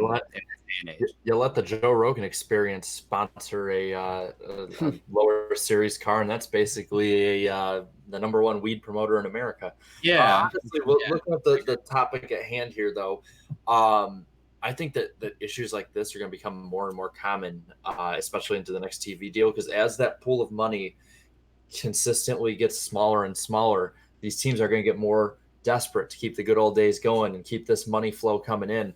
And they're not going to, I don't think they're going to ask as many questions. I think that this Jeffrey Earnhardt deal here, I think this one it's very, it's sketchy. It's very sketchy to say the least. I think that more is going to come out about this as we go.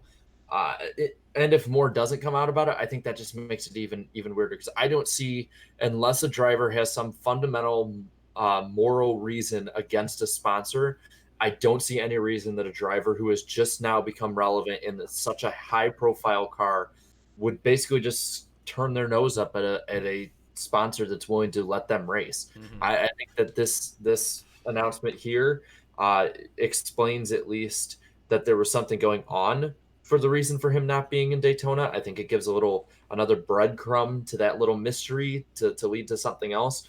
But I don't think we're going to find out really the true story about this until maybe weeks, months, maybe even next year. I feel honestly, if Jeffrey Earnhardt turns up with another team somewhere, especially a worse team than Joe Gibbs Racing, which it probably will, I think at that point you'll get the impression it was a JGR/IK9 decision, even though IK9 says it wasn't. But if Jeffrey Earnhardt just retires, if next week he holds a press conference and he retires, then we have some completely different questions. Who would show up? Who would show up to that press conference?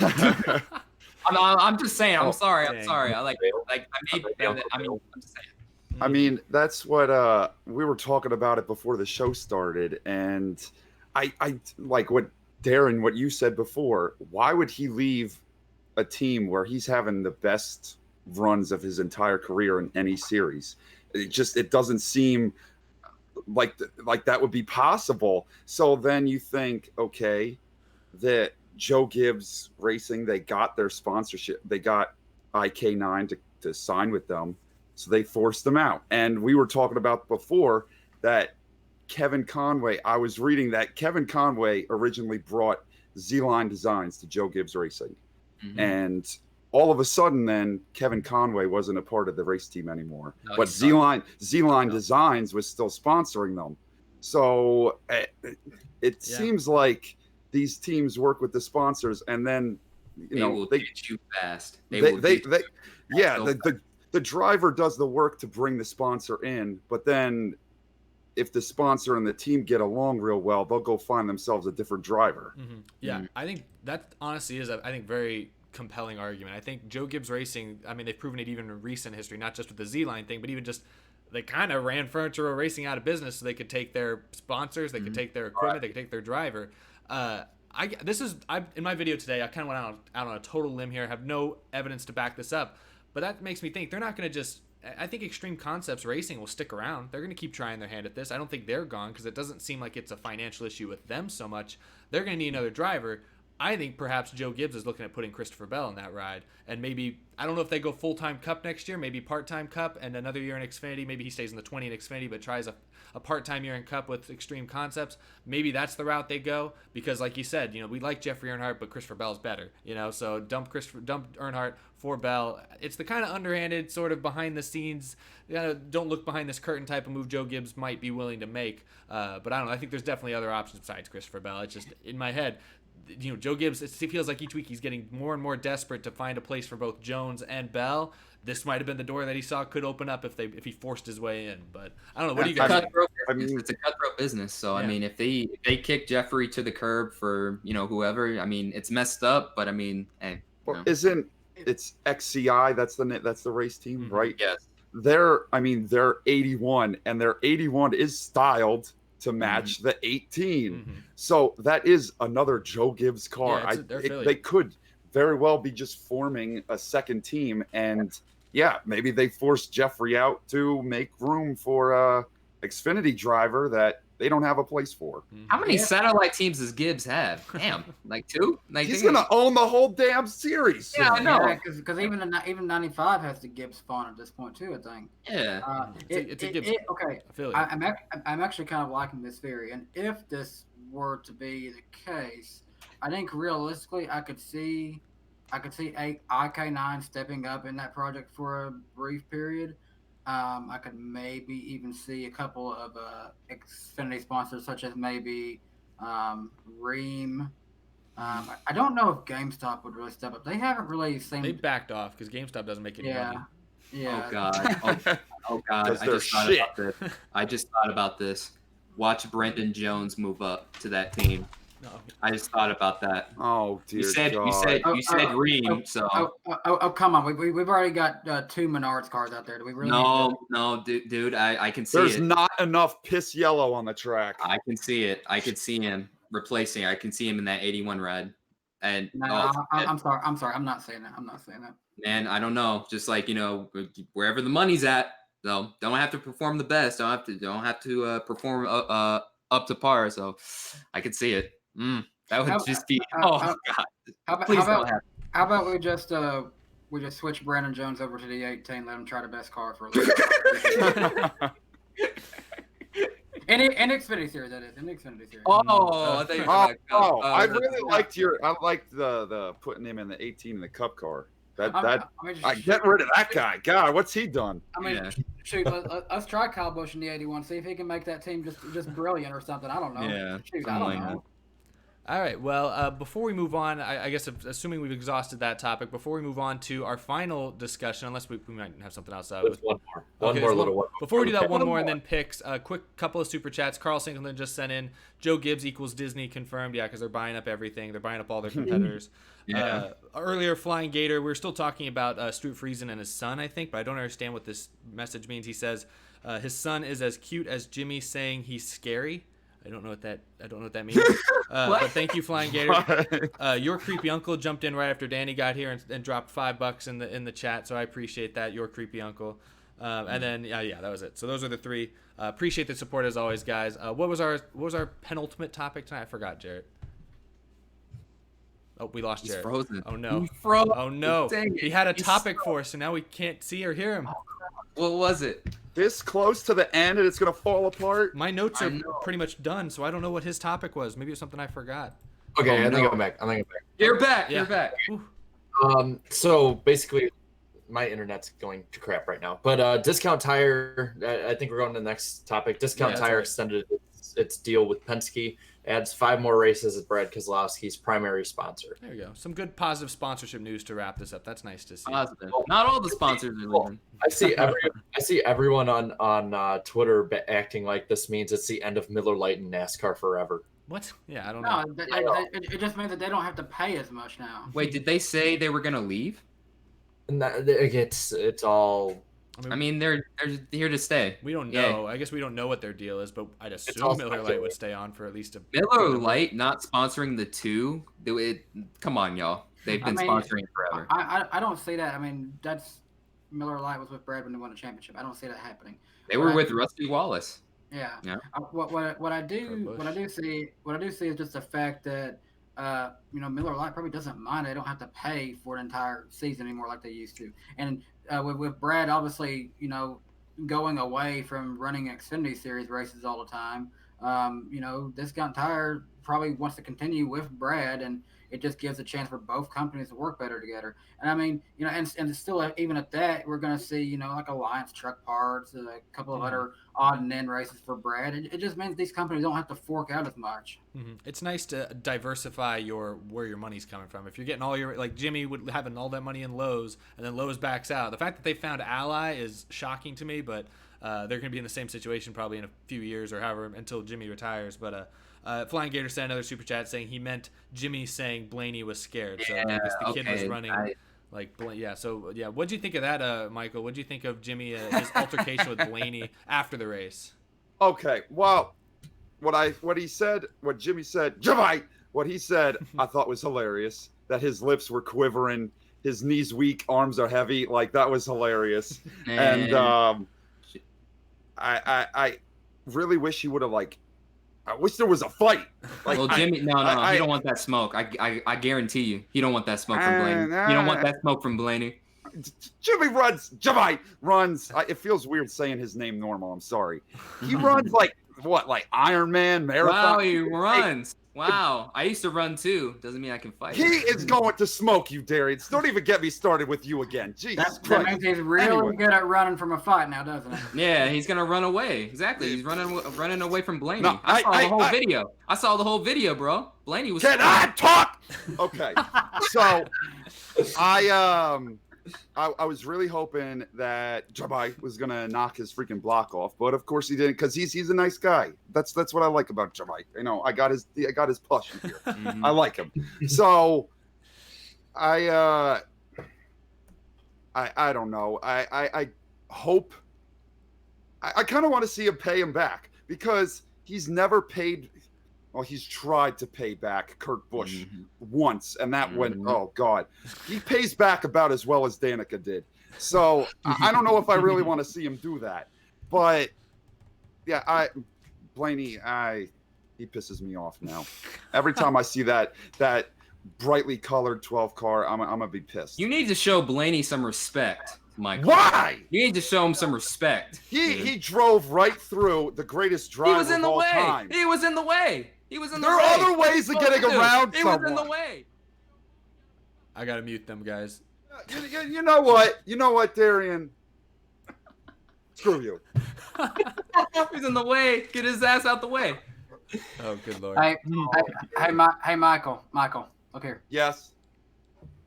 That's oh right. My God! That's right. That's what right. What the hell is that piece of crap? But hey. Okay. It's I like that. Okay. No, wait. Seeing those two die casts brings back really bad memories of one race last year. Roval. Yeah. Oh my That's God. Right. That's right. Actually, it wasn't that die cast from Blaney, but it's very close. And I don't think you want to see me punch my camera, but I'm feeling rage because I'm remembering what I was feeling that day. You don't want to see this spin around? No, I don't want to see that spin around. Oh my God. This is one of the greatest episodes ever. It's crazy. We ready to? I hate to see this night come to an end, but we should probably move on the final 10-15 minutes to our Michigan predictions. It's the second trip to Michigan this year. We'll go down the line one at a time. Michael, I don't know how often you watch us, but the way we do this is I'll first give our who's gonna suck this week pick, followed by not all at the same time. I guess we'll go one at a time. We'll just tell them how it works as we go. But yeah, so first round, who is going to suck? I'll start with you, Jared. Who do you think has a bad day at Michigan this Sunday? Well, I'm pretty sure Ed Soundhead is going to Michigan, so it's gonna rain. Oh yeah. Don't go, man. Ed, stay home. No. Yeah, stay home. I'm picking someone who is not going to be cursed this week. Mr. Stenhouse is going to suck this week. I did look. It was odd. The only two people other than the Rick Ware cards not to have sponsorship and Spire to not have sponsorship this week are the two Roush cars. So it means that they're probably going to have Ford on the cars, at least based on the entry list. But I think that Stenhouse is going to suck. I don't think that stuff gets turned around this week. I think he's going to have to come from the back at Bristol if he wants to win it. He's just not doing it, man. The year is done. That's all I gotta say. The year is done. Stenhouse will suck. It's gonna continue the trend that has been since 2013. So my answer is going to be very shocking. Chris Buescher, I was just looking up his stats.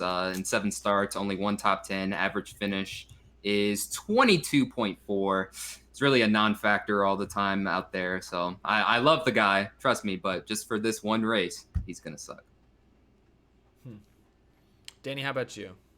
So I've been really debating on who I even want to pick for who's going to suck for this one, but I don't know. I've got some weird hypothesis on my thoughts for this one. I don't think that we generally, aside from what Kyle Larson did for 3 races in a row, I don't know if we generally see someone just seem to repeat the same dominance after doing it one time. So I'm actually going to say Logano's not going to have a good run in this race. Damn. That's a stretch right there. Damn. I'll go and say mine. I don't know if mine's a stretch, but I'll say, given that he's won here multiple times in his young career, I think Kyle Larson's going to have a rough day. He finished 14th here earlier this summer. I don't expect him to crack the top 10 much. I think he'll finish around 15th or so, and given his success here early on, that might be surprising. I think the Camaro doesn't do him much favors, but I also think at this track specifically, the aero package completely ruins it for Kyle Larson. This is a track that I think he really needs low downforce to thrive at Michigan, and high downforce just kind of neuters that aspect of his skill set when it comes to this track specifically. I think the package has a larger effect on Michigan, we saw in the earlier this year, than it does at most other tracks, and I think that goes against Larson. So I think he's gonna have a rough day. What about you, Michael? I'm looking at the stats, like the last 10 races here. So he won this past weekend, but finished let's see, I believe it was 20th at Michigan in the 20th at Michigan in the spring. Chase, I think Hendrick Motorsports as a whole at Michigan, they have never, maybe back in the Jeff Gordon early days, they were decent there, but I think they're going to struggle this weekend. And I think Chase, I don't see him getting another second place finish at Michigan. All right. Well, instead of second, he's going to get 22nd. Oof. There you go. There you go. According to Michael. All right. So now we move on to our underdog picks, our dark horse. Who do you not suspect would typically have a great race? Who might surprise everyone this weekend? We'll go in the same order again. Jarrett, who's your underdog? See, I'm really, really surprised that this guy was put in as one of you guys' suck picks. You know, he's really turned it on as of late. He's been exceeding expectations. We went on and on gushing about this guy the past few weeks. I think Chris Buescher, again, top, 14th, 15th place finish, but I think he'll run around the top 10. He was running in the top 10 at Michigan in the last race for much of the race until those final restarts. I could totally see him doing this again. So Chris Buescher, he's my dark horse underdog pick. Watch out for him. That's all I'll say. Mine is Paul Menard. In 26 starts, 5 top 5s, 7 top 10s, average finish of. Oh, I had it. I thought I remembered the average finish. Oh, okay, 17.7. So, when Menard wants to, he shows up at Michigan. So 5 top 5, 7 top 10s. I'll go with that. So I'll have Paul Menard as my underdog pick. All right, so I think that this PJ1 compound is going to produce some interesting racing, I do believe. It's going to give some guys who don't usually have good opportunities a chance to maybe prove themselves a little bit more. And for me, a guy that I think has been running really good as of lately, always qualifying good this year, just hasn't really been able to entirely put up the results, is the other guy who races for Exalta, William Byron. I believe that this could present a great opportunity for him to, I think, even get a top 5 finish, maybe even just be right in there in the mix in the end. Mm-hmm. Yeah, my underdog was also William Byron. He's been running better lately. Even Watkins Glen qualified well, and until he got into it with Busch, he might have had a solid day. I think William Byron, underdog pick. He's my pick. I am going to say Kurt Busch. Kentucky that pavement isn't that old. It's similar to Michigan, and he was able to win there. And he finished second at Michigan the first race. So I think he's always right there this season. He's brought that one car so much further ahead, and I think he's the number one driver at Ganassi now. I think they're putting more, like, he's just having a lot better runs than Larson has been this season, and I think he's their best chance in the playoffs. So I think he could have a good race this weekend. Alrighty, so now we move on to the final portion of the show. We're all going to go down the line and pick who our winner is this weekend. 4 races to go in the playoffs. A lot of guys need big days. Who do you guys have winning? Jarrett, start us off. Well, I don't have a guy locking themselves in the playoffs this week with the win. I think we're going to see a repeat winner. Boring. No, I'm sorry. Yeah.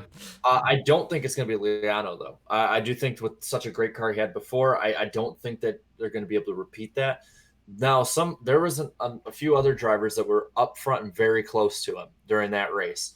And I was looking back and I was thinking of which ones were good and what teams have been good at Michigan, even before this package, PJ1, Gen 6, any of it. Consistently good teams at this track. And the more I looked at it, and the more that even though this guy has been on a bit of a slide in the past, I'd say 3 or 4 weeks, I'm taking over for Danny this week. I'm picking Alex Bowman at Michigan. The car is going to win at Michigan, in my opinion. Alex Bowman, he had problems before. He got hit while charging to the front, had a lightning fast car in June before that happened. I think that this time he's not going to have that problem. I think that it's going to be Alex Bowman knocking off Joey Logano from his perch. Well, if I can just go ahead and say, yes, that's the main reason I threw this on. I'm in full agreement with you, Jared, on this one. Obviously, the results from Chicagoland speak in and of itself. They had a great run there in the beginning. The PJ1 compound, I think, will allow when Bowman, especially this season, when they have been in opportunities where they can run multiple grooves on these bigger tracks of this package, the 88 team has been probably one of the more consistent programs out there. With that in mind, yes, I do think that is exactly why I'm also saying him. And also, with Hendrick Motorsports this season, when they won earlier in Talladega, that created a lot of momentum for the entire team in and of itself, especially that 88 car. I see it transitioning the same way this time.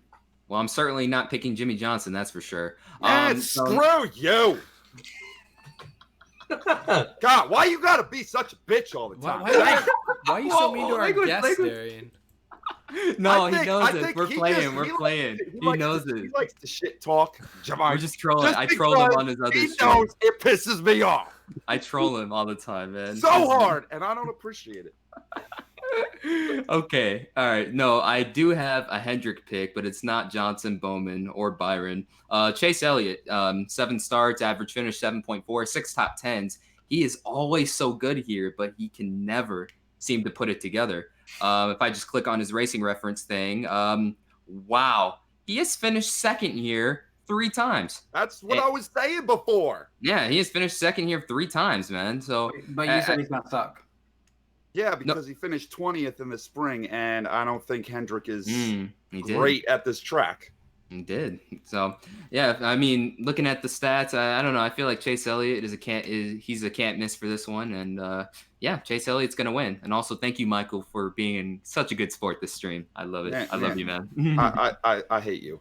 Okay. So, all right. So, do I even need to say anything? No. He's not winning nothing. Okay. He'd be lucky to crack top 15. We just got a super chat from Noah. He says Jimmie Johnson is going to finish 37th. I don't appreciate that either. He's I'm going to get into a fight with you next. On board with the trolling. Good super chat, Noah.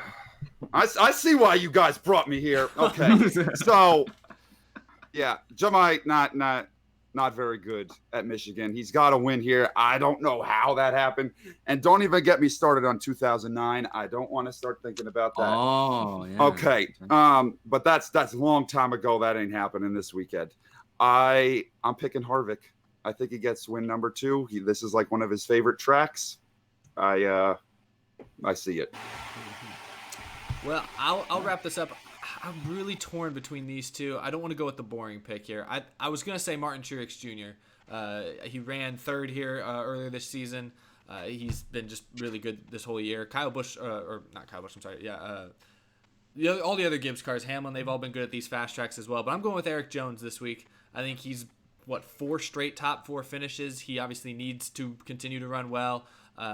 Michigan's his home track. I don't have his stats pulled up. I know he had a bad finish here in the spring, but it was because of he didn't run 30th. He just finished 30th for I forget what happened to him at Michigan. He had problems during that whole portion of the season. But it's his home track. I think he rises to the occasion, and Eric Jones gets his first win of the season and finally silences some of the critics. And also thank you, Carl, for the super chat. I'm Forrest Gump. Thank you for letting us know that. Good movie, classic.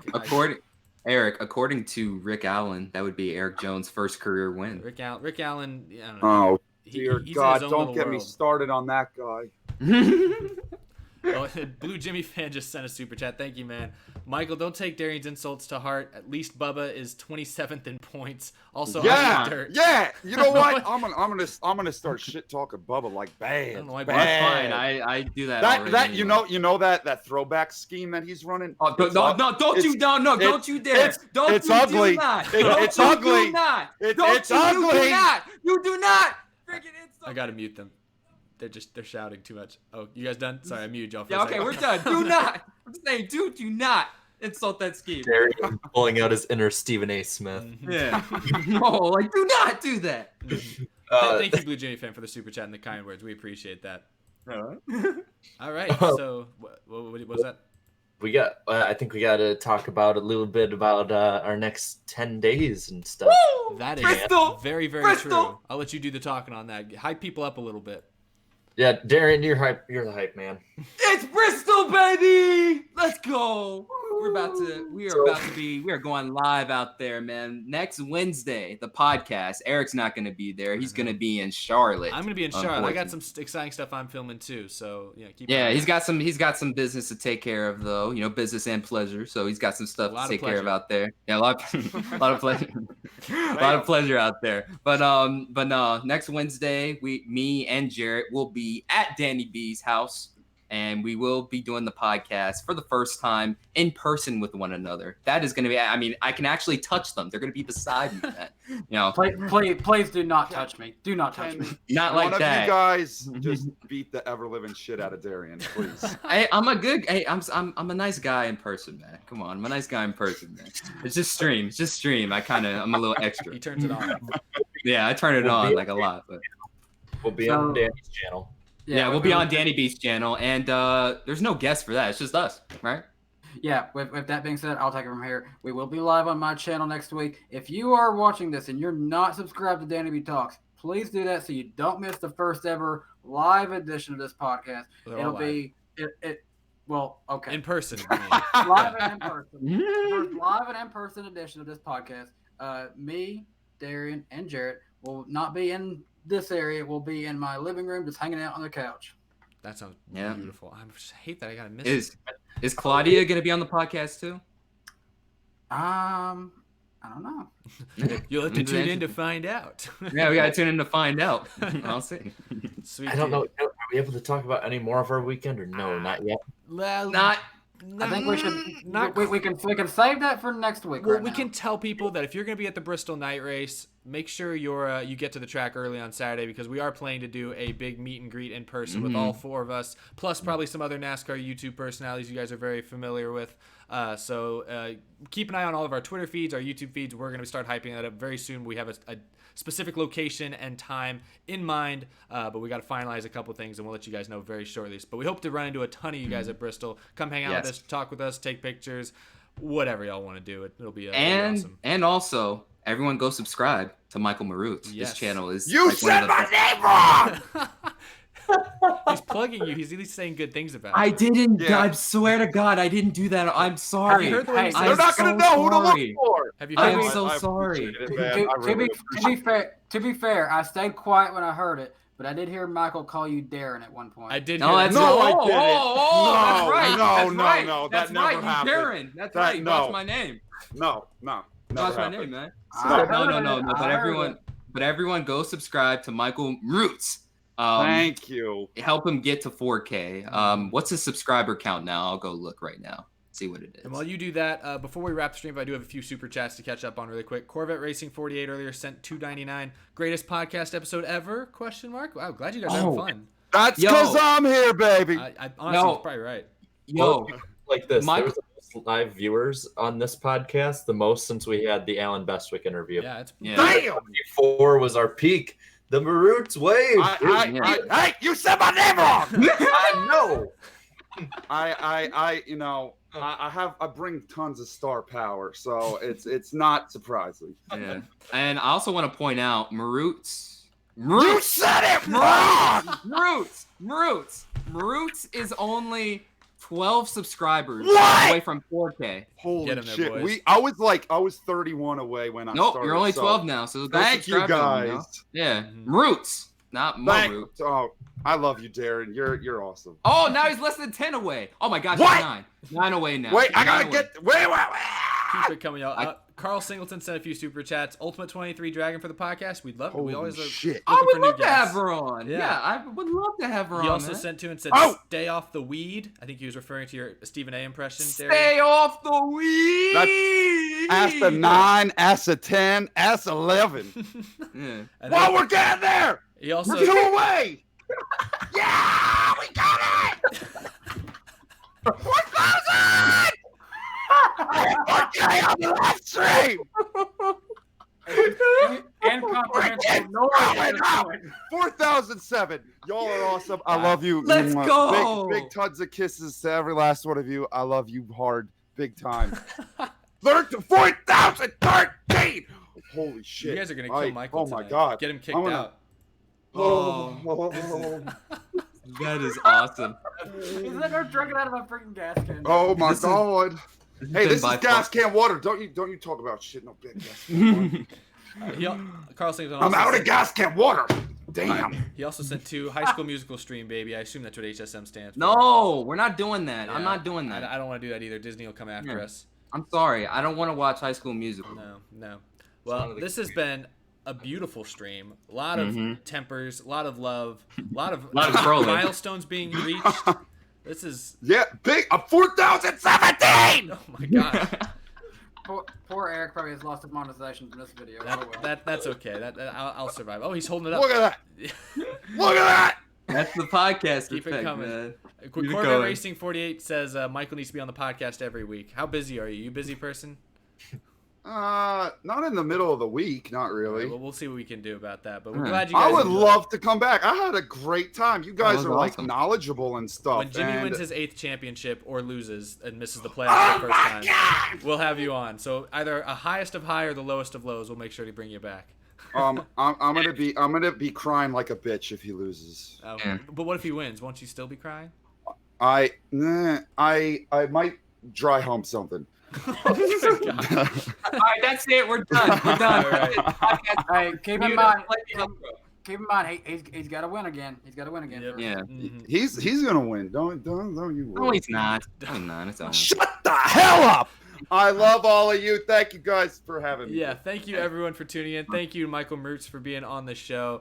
We hope you guys had a good time. We'll be back. Well, I won't be here, but the other main 3 will be back in 1 week, same time, different place. We'll be on Danny B Talks' channel, and hopefully we'll see a bunch of you guys at Bristol in a week and a half. That will be super duper fun. But on behalf of all of our amazing hosts, I'm Eric. Thank you guys, as always, for watching the NASCAR Weekly Podcast. Have a great rest of your week, everybody. Green flag, green flag. I'll roll. He's flipping me out.